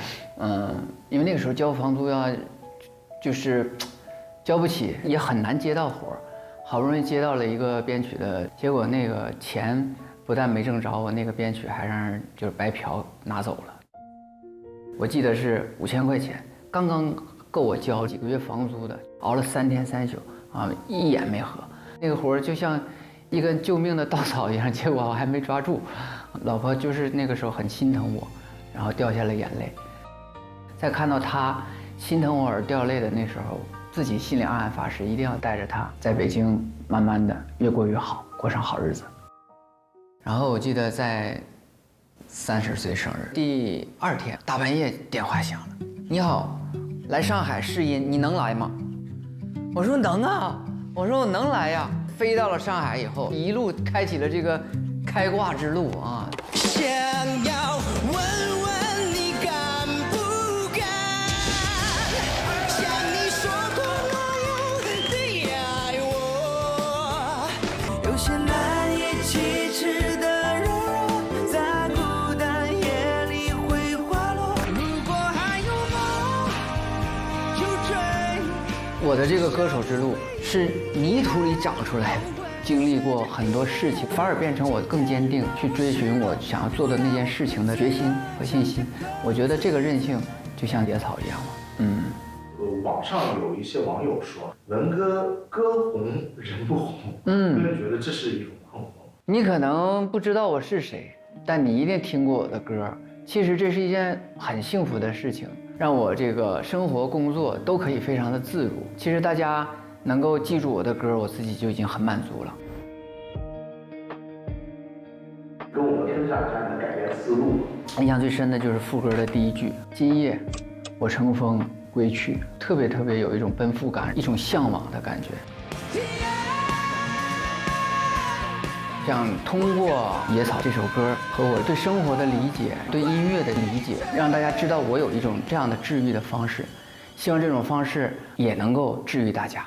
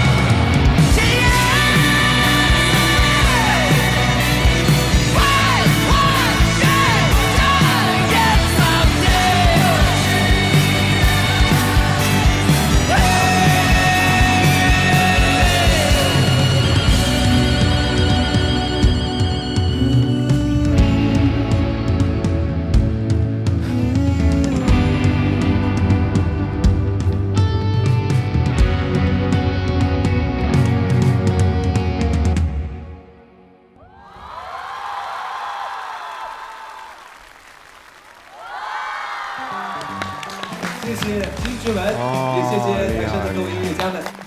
直接醒了，我直接醒了。哇，太厉害了，金老师，那种呐喊，那种力量感，把我心中的敏感啊、脆弱啊给击碎了。他的最高音已经到了 high C 的附近，而且在这么高的音高之下，他还能保持这么好的音色厚度，我觉得这是非常难得的。他这次直接用到的唢呐，我觉得也是非常非常的合适，那种生命力直接是可以点亮整个演播厅的。这首歌所表达的，它是一种更大意义上的出逃。就如果我已经是野草，已经被葬在这片大地上了，我向后倒，那大地就会接住我，那我其实就没有任何东西需要我去担忧了。我觉得那是一种更大的放下，它的这种生命力完全是喷薄出来的。刚才金志文为我们带来的是一首《野草》，为什么选择这首歌？其实我第一次认真听这个歌，我听哭了，对，因为我觉得我的创作道路上一路走来，其实就是，对自己人生的一种激励和鼓励。我在这个压力大的时候听听歌，在迷茫的时候写写歌，对，人实在找不着方向的时候做做歌啊。什么样的时候，我觉得都是靠音乐再次鼓励我，让我再站起来的。对，我觉得音乐就对我来讲，就是有这样的力量。对，作为一根野草然后我觉得，是音乐让我在这片草原当中一直有那种韧性。对，就是有那种野火烧不尽，春风吹又生的韧性。对。我们也希望所有的朋友们都能够借《野草》这首歌汲取到生命的能量，送给每一个正在拼搏、正在奋斗、正在挣扎的你。今天我们的主题就是治愈，拒绝内耗，自在出逃。你会有内耗的时候吗？哎呀妈呀，我老内耗了。我是一个特别在乎别人感受的人，哪怕就是给别人发了一个微信，人家就挽回那么一会儿，就永远会在想，他这个时候不应该不回，他应该就是对我有什么想法了。我这句话没说明白啊，我这句话说的不对了，我就能想出无数种可能。对，就是其实自己非常内耗，总有一种，哎呀，就是力不从心，生不逢时。怀才不遇的那种感觉，对。其实酒吧驻唱的那一段日子里，台下就会有人往台上扔酒瓶子。开始我还以为是我唱的不好，但是第二天他还扔，第10多天他还在扔，每天都在就这样，就是那时候我已经就特别委屈了。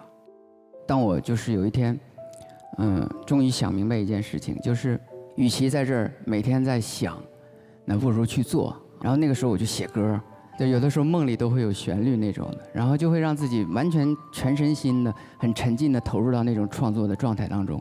不到1年的时间吧，差不多我就写了将近60首歌，对，这60首歌里面就有《远走高飞》。我一路看过千山和万水，我的脚踏遍天南和地北，日晒或是风吹，我都无所谓。路边那朵蔷薇，迎着光勇敢追，远走高飞，说走就走一回。谢谢。这也是解决内耗的一种办法。是的，要去试，他狂任他狂，清风拂山岗。试了没有坏处，因为不能比现在更坏了。这就是小文给我们身边所有人的力量。谢谢。现在轮到顶着一支无价的鹅队做出决定。你们将选定本队哪一位无双唱将的简纯中艺值成为孤勇者的挑战目标呢？如果说孤勇者挑战成功，则为自己的队伍获得20个简纯中艺值；反之，你们将获得20个简纯中艺值，请慎重考量。可能我那个歌不是特别合适，我觉得，因为很慢，听过的人也不多了。所以老师。我们组的其他2位音乐就是比较慢，我呢相对来说我没那么慢，所以我们就对选择了，可以就我吧。顶起来！孤勇者要挑战的对象是bingo 萨顶顶。哦。那么孤勇者金志文到底能否挑战成功呢？谜底将在无双空间揭晓。再次感谢孤勇者金志文为我们带来的精彩演绎，请回到无双空间稍事休息。辛苦了，辛苦了，小芬。谢谢。你拿了！哇，厉害呀你！哎，哇，答案之书哦，感动啊！但是还是那不流畅，不流畅，很流畅。自己那个呼吸还不流畅，还没熟，够熟。这是什么？在大家面前的这个答案之书，其实是来自一些人给你们的礼物，大家可以猜猜看是谁留下来的。自己的导演组吗？乐队老师吗？是歌迷们吗？在整场从昨天开始，老师们也有进行备采嘛，可能留下了一些自己心中的内耗的点啊。没有太多时间陪伴家人。爱是什么？就算只是一棵草，也可以拥有姓名吗？来自彝族的大凉山的妞妞们知道了你们的疑虑，想跟你们说说他们心中的心里话。哇！辛苦，大家好，辛苦了，辛苦了，你们辛苦了。想必大家都很好奇，在这个答案之书里面，妞妞都给大家准备了什么样的礼物呢？第一个呢，我们要揭开的是婉之。喂，来，婉之打开你的信封。婉之打开属于自己的答案之书。哇哦，他们长的一封回我。信，好可爱的字。我最近的烦恼就是，我很担心不够时间做好今年推出的专辑巡演。然后他们说，不要担心，你可以来我们大山里演唱。这里许多生物会为你创造出一个独一无二的演唱会。太阳公公会为你照出灿烂的亮光，小七和虫儿跟你合唱，草儿和花是最热情的观众，听着音乐一摇一摆。晚上是星星做你的亮光师，就是因为大自然中美景的配合下，完成了独一无二的舞台。太好了，好感动，已经有那个画面感。那他给我很多灵感呢。接下来我们要有请的是金志文来打开你的答案之书。就算只是一棵草，也可以拥有名字吗？他说当然可以啦，我也养了一棵草，它的名字叫绿绿，因为它的颜色是绿色的，它是我在外面捡来的，但是它在我心中永远是最美的，它是我最好的朋友。就算是一棵小草，但是在有些人眼里，它是在花瓶里最美的花。哦，他还给我这画了一个野草小草，哇，刘海梅。孩子们给的这样答案太治愈了，就好像我又做了一次自我治愈的这样的一个过程。所以你看，小文其实问了一个挺深的问题，但是小朋友就用很简单的方式回答。小王子里有句话说，每个大人都曾经是孩子，只是大人大多都忘了。下一位容祖儿，自己入行27年了，怎么能够继续找到个人在市场上面的平衡点呢？看看他们怎么回答我。姐姐这个问题好难啊。对。但是我妈妈告诉我，我才是最棒、最厉害的。只要你的妈妈也是最爱你的，不管你是怎么样，你的妈妈也是永远爱着你的。有时候工作上面可能遇到一些想不明白的时候啊，回到家我会跟我妈妈聊天，然后她就会用简单的几句说：“哎，不用想那么多。”因为在她的眼中，我是永远是满分的嘛。这种力量是永远永远都会给我很多的动力。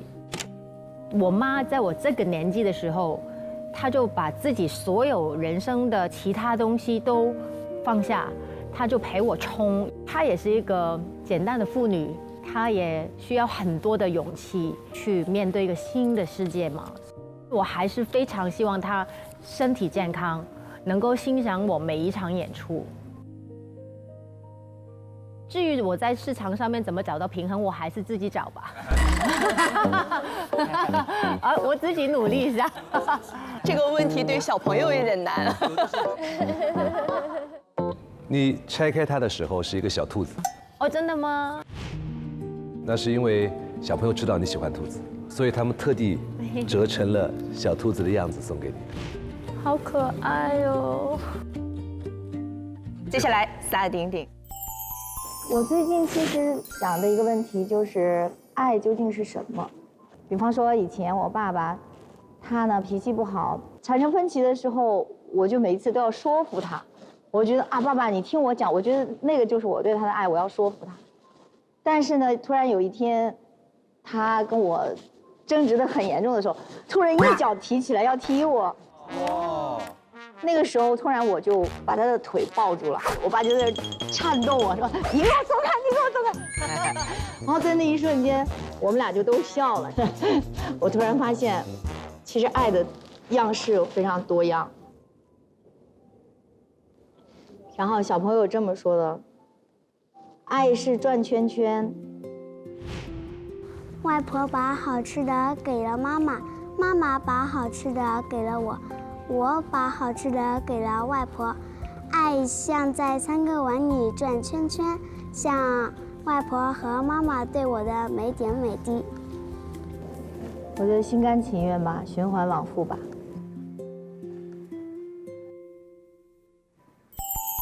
我最近的烦恼的事情是，没有太多时间陪伴家人。他说，我妈妈说，她是口袋。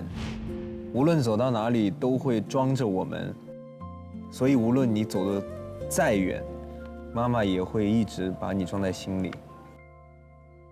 好感动啊，写的。最近是有多久没有见到他们了？上一期录制他们来过。你收工可以陪陪你，因为确实太少了跟爸爸妈妈相处的时间，我也要放在我的口袋里了。好，装着这份爱意。来，我们有请李宇春。来，妞妞准备了什么样的礼物呢？哦，我看出来了，这是熊猫的这个啊，对，耳朵，熊猫的耳朵。最近常常会思考的一个烦恼是，希望爸爸妈妈可以老得慢一点，因为去年是我工作的第20年。筹备20年的演唱会的时候，回看了2005年比赛的时候，有一期我妈妈的样子。我觉得春春确实长大了，成熟了。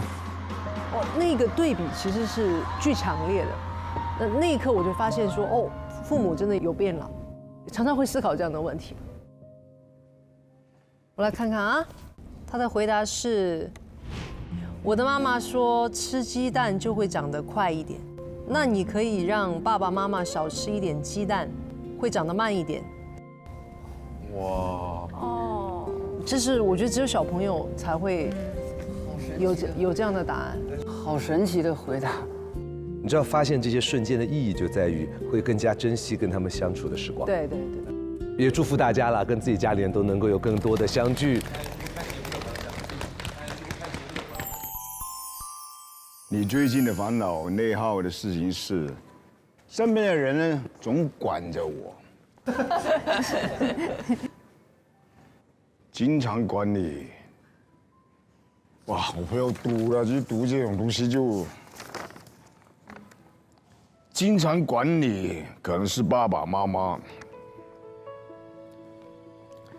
对我们疼爱和关心。怕我受伤、摔倒，怕我做事粗心大意，会把自己搞得乱七八糟。出去玩耍会被他人欺负，他管你是为了你的安全。就像你关心了，哇，是 ，thank you，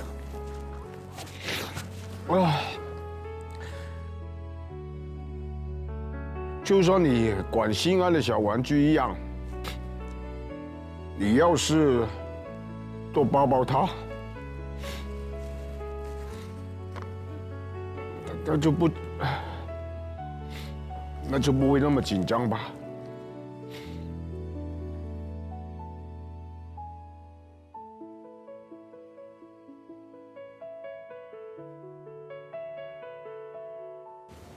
Thank you. Thank you. 谢谢你，小邵老师。有人管是一种幸福。当然，有人管，你也愿意被人管，就像跟我们的父母一样啊。小时候我们也不想被他们管嘛，但我们想要他管的时候，他还在就很高兴嘛。其实现在可能都快要被自己的小朋友管了，你问春哥是很高兴的事。这个管是，我以前就有很多，尤其是感情上面的事情呢。我以前说了有难听，我就拍拍屁股走。这个是我年轻。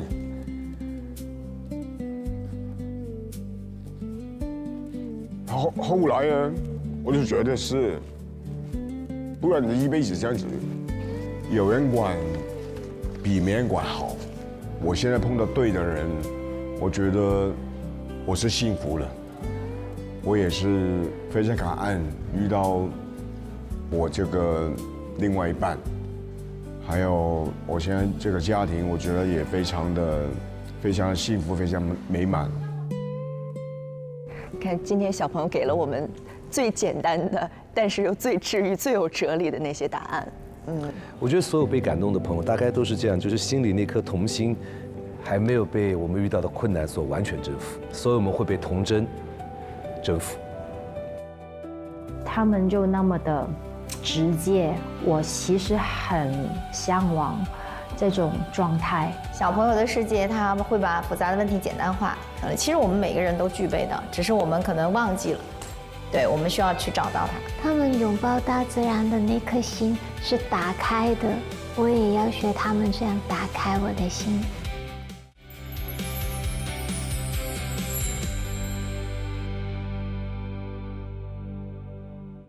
又到了金曲揭晓的环节，又到了超顺口播的环节。现场所有的观众，咱们一块儿来完成。我说简纯，你们就说超顺。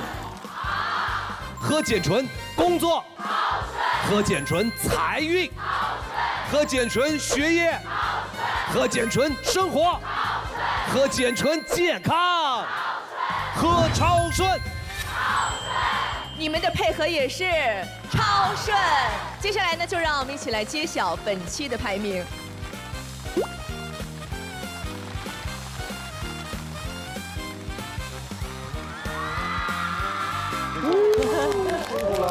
节目开始的时候，给大家布置了一个创作任务。金志文老师，您的创作任务完成的怎么样了？非常好。能带着大家一起来展现一下这个创作吗？好的，为我们的简纯专门的写了一个旋律，丁丁唱一口简纯，然后大家一起喊顺顺顺。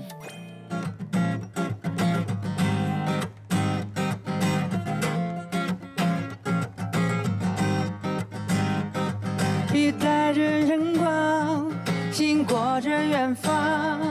一口简纯，咱们顺顺顺。惬意的午后，对自己说 love you。一口简纯，咱们顺顺顺。喊出的都爽，多半打赏。一口简纯，咱们顺顺顺。人生敢想，敢冲敢闯，一天简纯，咱们顺顺顺。哇哦，号特别惊喜，所以很有画面感。听完之后，我们大家都很想立刻喝瓶碱醇的。是的，这首曲子呢，就是描述有碱醇陪伴的一天啊，整个的一天都是超顺的，所以整体的旋律会特别的轻快，是好听的旋律，是好喝的酸奶。我觉得这首歌刚才特别顺，然后又超好听，那我们干脆就叫《碱醇超顺之歌》。哎，又顺又贴合氛围，大家觉得怎么样？好，那咱们一起来品尝一个超顺的碱醇，干个杯吧，好吗？顺。耶！准备干杯，干杯。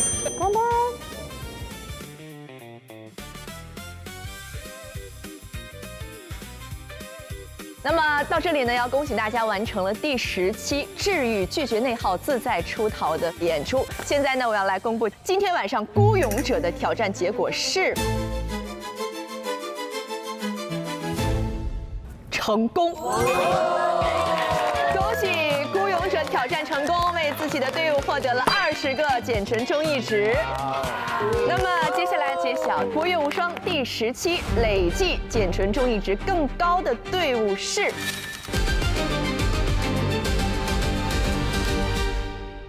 恭喜，今晚的特餐是小碗罗宋汤，恭喜你们！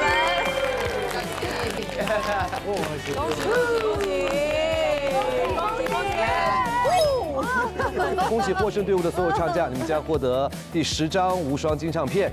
你们所演唱的歌曲呢，要进入本期的金曲池。第12期巅峰无双盛典将在金曲池中挑选多首各维度最优曲目，颁发巅峰金曲。拿下巅峰金曲的作品，也将有机会登上湾区声明月的晚会舞台。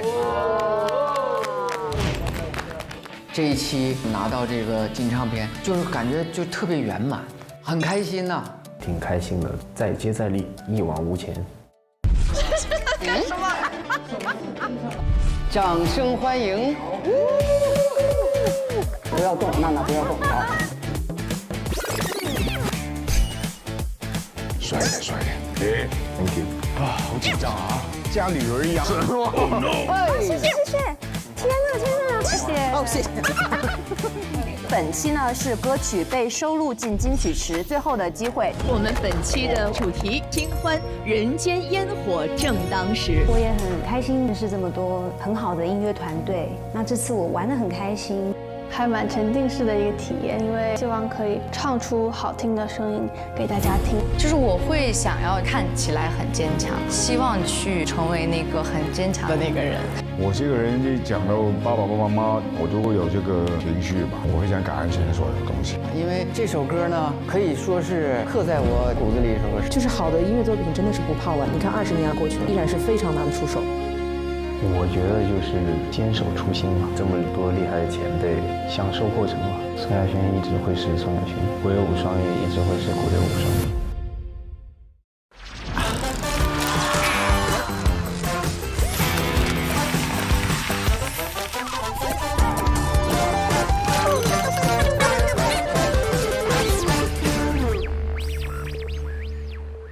哈蔗糖喝碱醇星月秀由君乐宝碱醇酸奶独家冠名播出，国乐流光碱醇无双。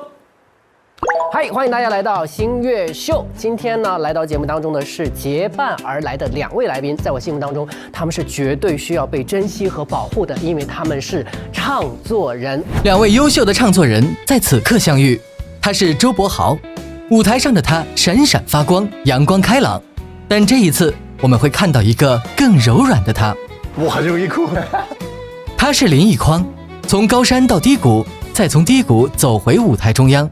这一次，我们听见他更坚定的声音。明明就是我的人，手到白頭。他们不仅是2位才华横溢的唱作人，也是2个认真生活的男人。最重要的是家人嘛，如果没钱都有问题了。这个肯定要放第一，我跟你说。好，谢谢2位，我要去追梦了。没，你先不要走，继续，我觉得非常有趣。现在 ，No， 很热的，现在感觉急得汗都出来了。I'm so sorry。朋友们，我们一起欢迎周柏豪、林奕匡。Hello， 你好。2位早，现学现用哦。不错。来，请坐啊！无所谓，请坐。哇，你颜色很配这个沙发，我也很配。是不是？那我呢？你配我们，配合我们，对。有搭档就好，有搭档。刚才我讲呢，就是2位一起来啊，在我心目当中，你们绝对应该是乐坛当中该被珍惜和保护的存在，因为是唱作人。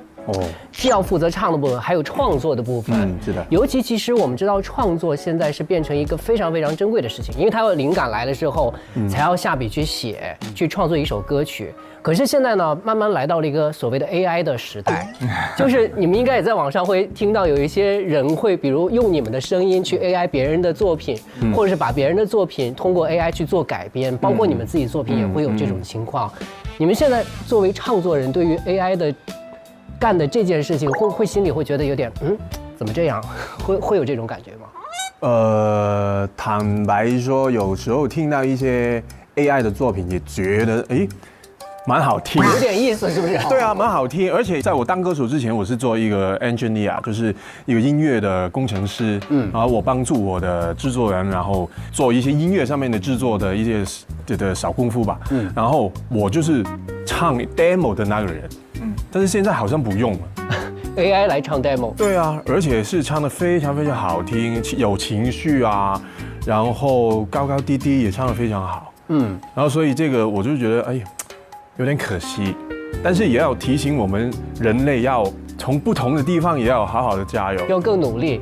对啊，不要让我们做的只是 AI 也可以做的事情哈。它肯定可以做到我们做到的东西，但是我觉得我们变通的能力比较大吧，现在。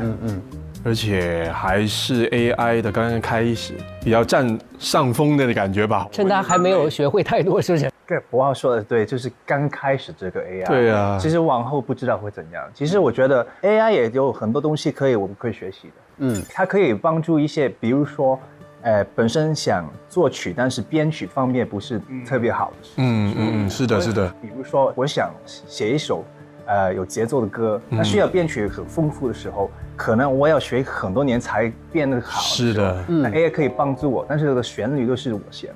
你们都是属于很乐观的人，是吗？对，很乐观啊。对，我最不想发生的这个情况就是这样。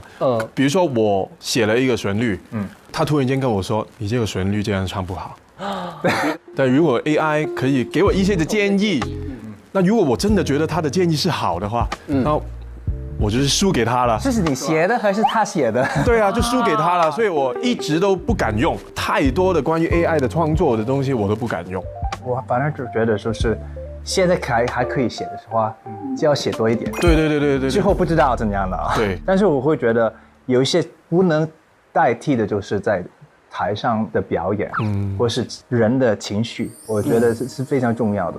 就是我觉得乐观是的，因为以前什么都是用手来做的东西，那突然间全世界都是电脑做的东西，突然间又有一个东西是用人手做出来，那个东西就会变成很珍贵，很珍贵，对。但是突然间就全部都是人手做的话，突然间有一个电脑做就很完美的那个东西，又会突然间升级了。是，就永远都是很极端的，看看什么时候做什么东西吧，就只能走一步看一步。对。两位其实，在入行前也是经历了不同的职业。像你是有做过模特，游泳教练，还有钢琴老师，然后一匡还在餐厅打工过。然后对于很多现在可能即将入社会或者是初入社会的年轻人来说，这个就很像是他们即将面临或者正在面临的一个状况，就是跟梦想还差了一段距离，但是要熬过这个时期，才有可能更加的接近梦想。所以大家也把这个时期叫做奥德赛时期，你们有没有听说过？就是一个需要去坚忍、需要去适应、需要去度过的时期。对你们来说，这个过度的需要朝梦想走的这段时期，你们是怎么坚持的？会心中一直想着某一个给你们力量的点吗？只要你真正的喜欢一个东西，比如说篮球或者是音乐或者是什么，你中间发生什么事情，其实你不会管它。那个方向是往这个方向去走，那就慢慢就会变成不同的自己，看到自己有进步啊，看到自己有成长，然后慢慢就会发现，我真正的往着这个方向走，越来越有趣，越来越靠近这个事情。比如说以前很喜欢音乐。以前看演唱会是最后一排，或者是在山顶位是不是？对对，颁奖典礼是最后一排，就摸到后面的墙。对啊，没想到那个时候你作为观众对吧？作为观众，但是不知道多少年，突然间坐在陈奕迅的旁边，然后你会觉得哇，中间走过很多路，然后就会很神奇，你会给这个很神奇的变化，然后慢慢的感动，你就会有力量就把你推进去。梦想就是这样。我觉得就是不知道是现在的年代，我觉得很多小朋友成长的时候，可能有很多的事情已经为他安排了。你只要读书，就有这个成绩就可以毕业，爸爸妈妈也会安排很多东西给他们。但是好像每一个人都有经历一个过程，就是要了解自己，自己想做什么，想可以做到什么。当没有人安排的时候，他怎样去自己去找那个空间，或是你想要的东西，其实这个是很大的改变，一个成熟的过程了。每一个人都要早一点去了解自己。对，我觉得这个很重要，因为你真正的喜欢这个东西，你就会投放很多时间进去。但会在某一个时刻，比如我坚持了一段，但离梦想好像还差一段距离。所以你说这一句的话，这个梦想不是你的梦想。因为你怀疑就是你没有不够坚定。对啊，没有够爱，那个不是你真正喜欢的东西。好，谢谢两位，我要去追梦了。没，你先不要走，你可以做完这个访问再追。对，我对梦想的理解就是这样。对啊，如果要鼓励你的话，我听过一说话，就是如果要鼓励你追求梦想，那个不是你的梦想，因为你追求梦想不用鼓励的，你真正很爱这些东西，你要牺牲什么东西，我都会往着这个方向走，这个才是你的梦想。有道理，我觉得是这样。有道理，对啊，对，哇，好激动啊，好激动啊！但是现在有一类朋友啊，就是我想要追梦，我想要成功，但是我不想要挨过奥德赛时期。对，对于这样子的，想要一下就到那个梦想的朋友，你们会给他们什么样的？就好像打游戏一样啊，你直接到最后一关就不好玩了。是吧？直接给你成绩好啊，你赢了，打爆了这个游戏了，那怎么样？没意思。你中间的整个过程，慢慢的遇到一些苦，怎么遇到一些艰难的事情难关，然后你能够跨过它，然后才能够有一个成长，看到自己之前跟现在的对比，那才是过瘾的地方吧。对啊。如果我们做音乐，我们练习的时候不是随便唱歌，其实我们练的东西是很闷的东西，有很多痛苦，很多的不好玩的事情，才会做到我们想做的事情。就是要问他可能一些真的有难度的问题，如果这样类型发生，有这样的难听的说话，或是你要练习很多年的时候都没有机会，是没有结果，你愿意承受这个努力的过程？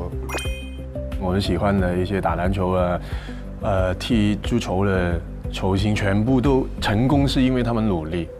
不努力的我们都不喜欢。对啊，你喜欢的全部都是最厉害的人，最厉害的人他背后过去就是很努力，大家知道的，感觉到，对啊。是，所以一是要真的绝对的够热爱，二是要绝对的够坚定自己的那个梦想，然后再朝它去努力。是的，我觉得是这样。如果中间半点怀疑，那就是不够热爱。对啊，太棒了。现在有很多的情绪啊，是很多现在目前不光是年轻朋友，大家都会面临到的。我们有总结了一些大家这个情绪有可能造成大家这个崩溃点的关键词。我们现场也请两位按照你们心目当中的严重程度给他们排一个顺序，好不好？我们来试一下。试一下。来。嗨。人家都说成年人的崩溃就在一瞬间，这些若干个瞬间，对于你们来说，你们觉得越容易崩溃的，你们就把它越往上摆。其实现在跟以前可能也有不同的答案了，最重要的是家人啊。对啊，肯定了。如果没钱都有问题。没有，我这个人很重要啊。我现在是吗？现在不会失联吗？我现在会啊，为什么不会啊？突然间老婆不爱你了怎么办？这个肯定要翻第一，我跟你说。你们的排列好有趣啊。好，好，我可以了。哎，你很清楚哦。我对啊，当然啦，3个组合，有一些是不能分的，分不开。我们这样，我们一起亮开给大家看，刚好也有一个对比哈。对，然后2位都摆在第一位的。有2项就是家人出事，孩子生病。如果是失恋，就是家人出事了，是吗？就是自己出事。对啊，是我跟家人也出事了。如果我失恋的话，问题来了，一匡没有觉得失恋要摆在第1排的位置。我不相信会失恋。你不相信，但是如果发生的话，你会排在哪里啊？哎呀，我直接放到第1位。哎呀，好怕我这个。他不爱我怎么办啊？那肯定会家人出事。有一句话讲得好，就是爱老婆就是怕老婆，这个就是划等号的哈。然后我失恋就等于家人出事，然后孩子肯定会生病了。然后孩子生病，我要照顾他们，我自己生病就没有人照料我了，因为我失恋了。你这是有一个闭环的。对啊，一个循环来的。是。这个出事了，这个想得非常清楚啊。哇，这个哎呀，好害怕。其实2位都有一个排序是比较接近的位置，就是存款见底这件事情哈。这肯定啊。对于一个家庭，作为父亲也好，丈夫也好，其实这一部分是要担起责任的。当然了，当然，老婆也有自己的工作，也有她自己的努力的部分，但是其实是作为我们所谓的这个家庭成员，其实会很看重的一件事情哈。是可以。我真的试过100块都拿不出来。如果拿不到钱，你自己不可以照顾自己，怎样照顾你身边的人啊？所以非常重要。但是你现在应该不会碰到突然被通知裁员这件事情了吧？还是你揣测大家？不是啊，突然间如果有一个工作本来是用你的，突然间不用了，就会很失望的感觉，因为你心情或者是很多的期待都放在这个工作上面，或是你准备了很多时间，就浪费了，真的会失望。现在啊，是哦，对啊，但是我就会有一种耶的那个感觉，因为我的心情是感觉是老师说马上要考试，突然到点儿，老师说啊2天后再考，我就会耶的那种，所以我没有朝着梦想去努力，一直在给自己放假。对，然后看后面的部分哈，努力很久却没有结果，这个经常会发生啊。对，那肯定每一个阶段都会发生这个事情。是的，所以不能够担心这个东西，肯定会发生这个。对啊，是的。但是你好像比较担心自己生病无人照料，但是一匡就把这一条放到最后。因为我觉得我不会没人照顾我，如果没人照顾我，我肯定因为家人出事，你知道吗？我非常担心这个循环，所有都是因为家人出事。对啊，没有老婆有什么都没有用了。对，说的。这个要放在这里啊，最头顶啊，他是我大老板，这样永远放大，字体加粗加大。对呀，对，不行啊。其实我反而就是因为刚刚我知道昨天就是我孩子生病，我很担心他，还有我很心疼，但是我会觉得就是如果是我生病就没事啦，我自己可以照顾自己嘛。所以我会把它放在下面，就是孩子放在上面。其实大家看到这个排序啊，就能看出来每个人的对于所谓的这个崩溃的点的焦虑值是不一样的，或者是具体它发生这件事情的严重程度是不一样的。对，看得出来你们都是非常顾家以及非常爱家人的。对。我们着重把排名前几位的截图发给2位的太太研究一下，然后看一下具体的那个差别，就回家家庭会议的时候有的聊。对，最担心就是失恋。我爱你了。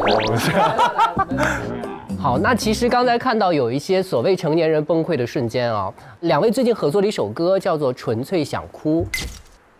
是的。对，我也特别好奇，就是2个男生合作的歌曲，为什么是写了这样一个题材？其实一开始是我去找一匡找 Phil 来写一首歌给我，然后他问我想要什么的类型，我说其实我还没有想到要什么类型的东西，我觉得你在我身上什么你觉得好听，你就发给我吧，这样。然后因为我们之前也有一个合作，然后他写了一首歌叫《还记得》这首歌曲，然后在广东地区大家都很喜爱这首歌曲。每一次我演唱这首歌曲，前奏一进来，观众都会这样很期待我会唱这首歌曲。是，然后所以很想跟 Phil Lam 一起再合作一首歌曲，然后邀请他然后很快1个星期多已经发了给我，然后他说，哎，写了这个，你看看你喜不喜欢？这样，然后我就听，直接给我团队他们听，他们说，喂，这个很好听啊，这样，然后就发给填词人陈永谦，发给他，他听了以后就说，哎。哇，这个真的有感觉，很 Phil Lam， 对啊，好像跟我以前的歌曲有一点的旋律的风格不太一样，然后他就想一想，然后在一个婚礼里面我们碰面了，然后他终于跟我说，哎，我这个星期会写这首歌曲，但是我想了一个主题，就是人家经常觉得周柏豪你是很坚强啊，很阳光啊，很有梦想啊，很坚定的那一种形象，但是其实你不是。单一这个形象，你是很容易哭啊，很感性啊。他也说过，哎，你曾经跟我说你好多一些工作上面或者是生活里面的一些不开心的事情，你会哭。不如我们就写男人不只是工作的时候很坚强的那一面，其实也有想哭的时候，将一个真实的周柏豪写出来吧。然后我就说，哎，好像你说的挺有意思，好吧，写吧。然后就变成纯粹想哭。这首作品哦，哎，但一匡，你有见过他哭的时候吗？好，昨天就哭了。昨天在舞台了，对，因为昨天我演唱完我自己的歌那个至少还有你的歌曲，主持人说，哎，柏豪有一首歌曲，其实在观众心目中也是一个非常求婚的歌曲，然后我只是很大胆的随便讲了一句，哎，我平常演唱会我唱这首歌曲。舞台上面肯定有人求婚啊！曾经有一场的演唱会，有17对的情侣在楼下求婚。突然间真的有一个人跪下，但是我看不到他。节目现场啊！我问过节目组是不是安排，他们说肯定不是。哇！但是我看不到他拿出什么东西，但是我看到他拿出一个东西，然后就跪下。对啊，然后我就因为演唱会很远，就不会有太大的那么近距离的冲击的画面。对啊，昨天就是很近距离，所以就哇，好感动。是，虽然我们小的时候可能很多男孩都听过一句话，就是男孩子坚强点，不要哭。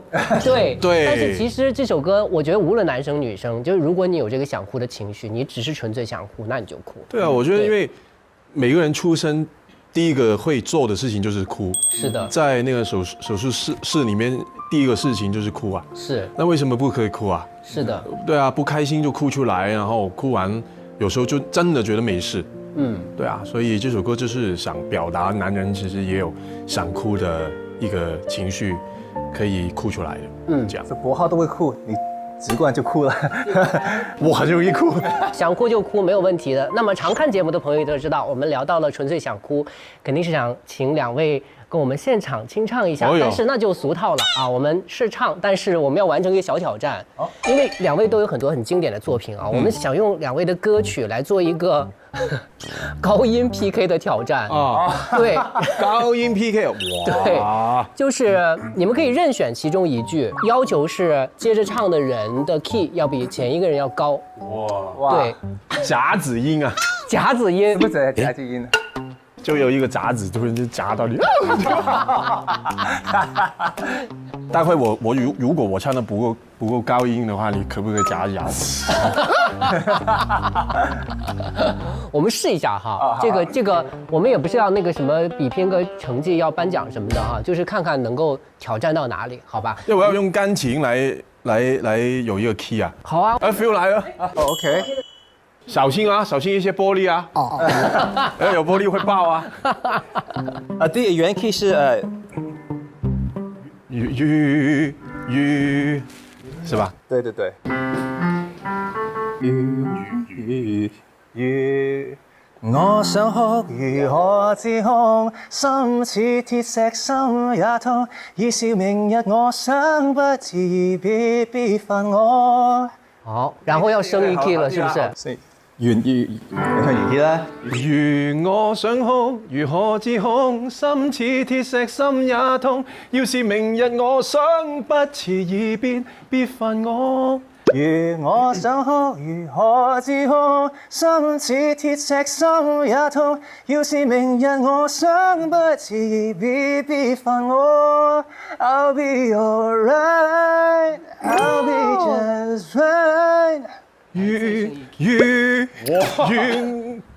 如我想哭，如何自控？心似鐵石心也痛。要是明日我想不辭而別，別煩我。I'll be alright, I'll be just fine。到极限了嗎？還可以嗎？到你呢？要不要夾一點？如我想哭，如何自控？心似鐵石心也痛。要是明日我想不辭而別，別煩我。I'll be alright, I'll be just fine。哇！繼續上嗎？不要，差不多了，是不是？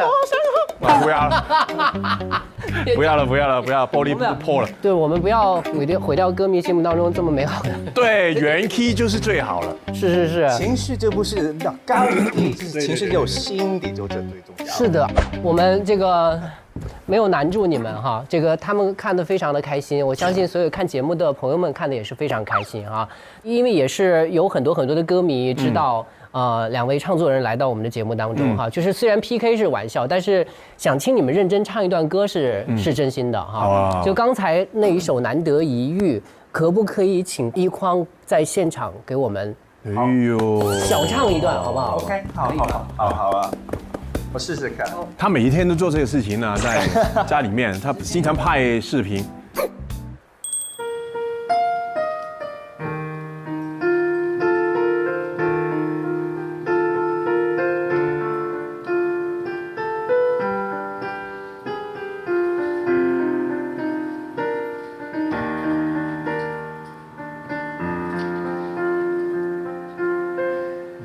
就是我的人，手到白頭，為着你我只怕捐軀都不夠，窮一生之力，憑一句諾言，必須挽隻手。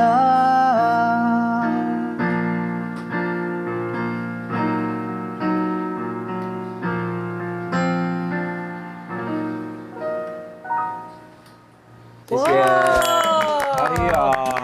你今天回去要再多寫一首歌給我了啊！太好聽了，所以這就是我說的，唱作人是這個樂壇必須要珍惜和保護的存在。我們接下來有一個你畫我猜的挑戰，對，非常簡單，就是題目會出兩位非常熟的好朋友們，一些歌壇的同行們。那你們需要做的事情就是一個人用畫畫的方式把這個人畫出來，不能寫字的，讓對方猜出他畫的是誰。你畫畫好嗎？非常好，我非常不好。哦，那太棒了，那非常有看头。那我们这样啊，我们第一轮先让博豪来画，然后一匡来猜。OK， 不可以写字是吧？不可以写字，你只能画出不论用谐音也好，或者用想办法让他感受到这个人是谁也好，总之不能写字。好，第一题。不是我吧？你看着我是这样。这很像是景区突然坐下来，然后有画画的。哦，三个字，哦。小。有花的，有太阳的，是一个人。Oh my god！ 这是太阳的会下雨吗？好。3个字啊，你可以一个一个字来猜。哦，你觉得第二个字是什么？这个一个闷，是小的。好。陈小春，对，陈啊，有一些尘，灰尘，春天的春，下雨啊，那个花就长出来啊。我刚想问你，尘为什么是那样画的？那个他在打扫啊，打扫一些灰尘啊、尘啊。哦，啊，其实我想不到意义是什么，但是我看到第三个应该是天气有关的这个。对，哎呀，可以啊，可以。那个尘字我真的叹为观止。还有啊，还有下一题。好，请看。哦，哎呀，哦哟。但希望有一些不同的画法啊。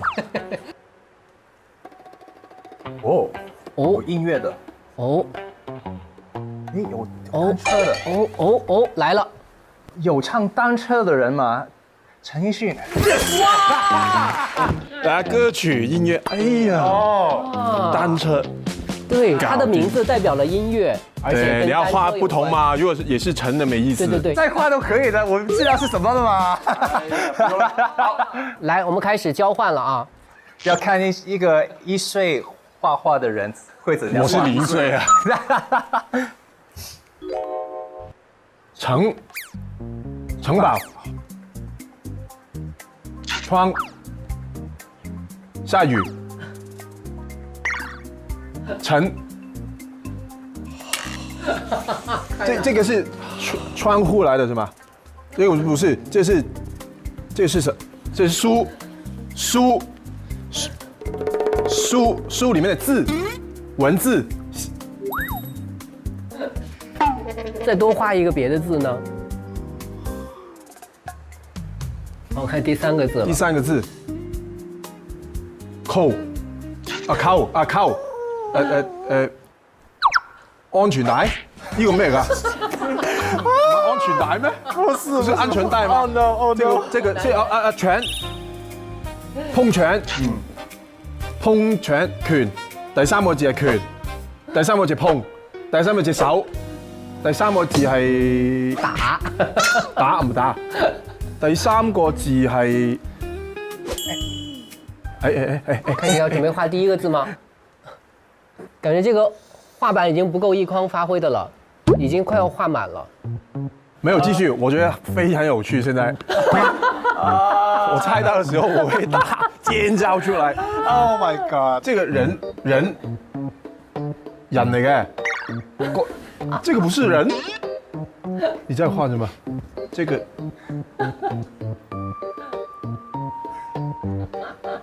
哦，觀眾，他就是那個歌手，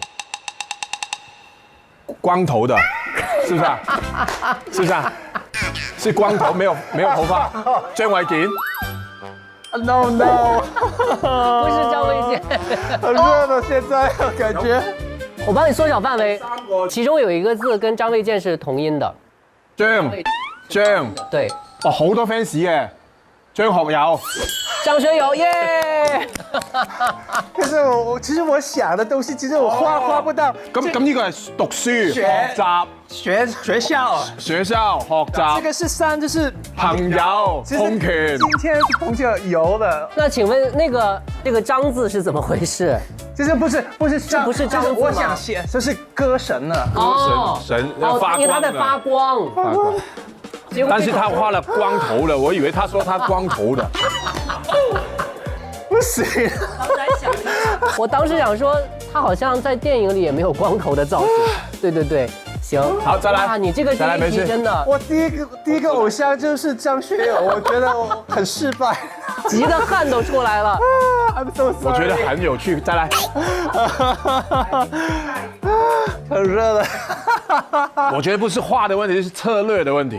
是，你現在熟悉他的畫風了以後，接下來就好猜了。來，下一題是。哦 ，OK。不知道。汽水，佢拍過汽水廣告，郭富城。太深了，太深入民心啦。這個很形象啊！我有想過就是那個動作，但是太難畫了，太難。哎，我應該先猜我自己，我也拍過啊。OK， 下一題。都是該品牌的巨星系列，是不是？好，來了。下一個哦，這個 ，OK，好 ，OK 了 ，OK，黎明。你确定吗？肯定，确定吗？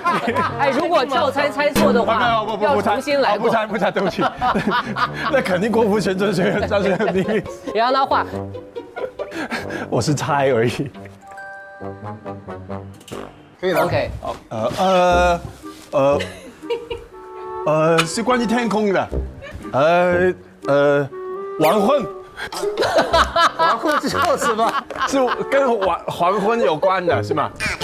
是相反。就那肯定是黎明了。我觉得这一关就给他了，这个不要写。你错了，黎明是这样啊，黎明不是是吗？是吧？黎明是太阳出啊。原谅他，他是讲英文长大。其实我不画更好。黎明是日出啊。OK， 可以，还有吗 ？OK 了，行吧。这个我们玩游戏的过程，虽然是开心，但是也是跟我们成长路上一路以来我们喜欢的偶像、我们喜欢的歌手有关的啊。也是希望两位能够在国乐无双玩得非常开心，然后也从两位的经历和给大家建议当中看到，我们每一个人既要有坚定信念、勇攀高山的决心，也要有面对低谷的勇气。每个人在人生当中有自己的获得。谢谢杜国豪，谢谢林奕匡，谢谢你们，谢谢。好朋友一起做访问，非常开心。是的，请大家多多支持，期待你们有更多精彩的舞台和作品。谢谢，加油加油，拜拜。好吧。周博豪。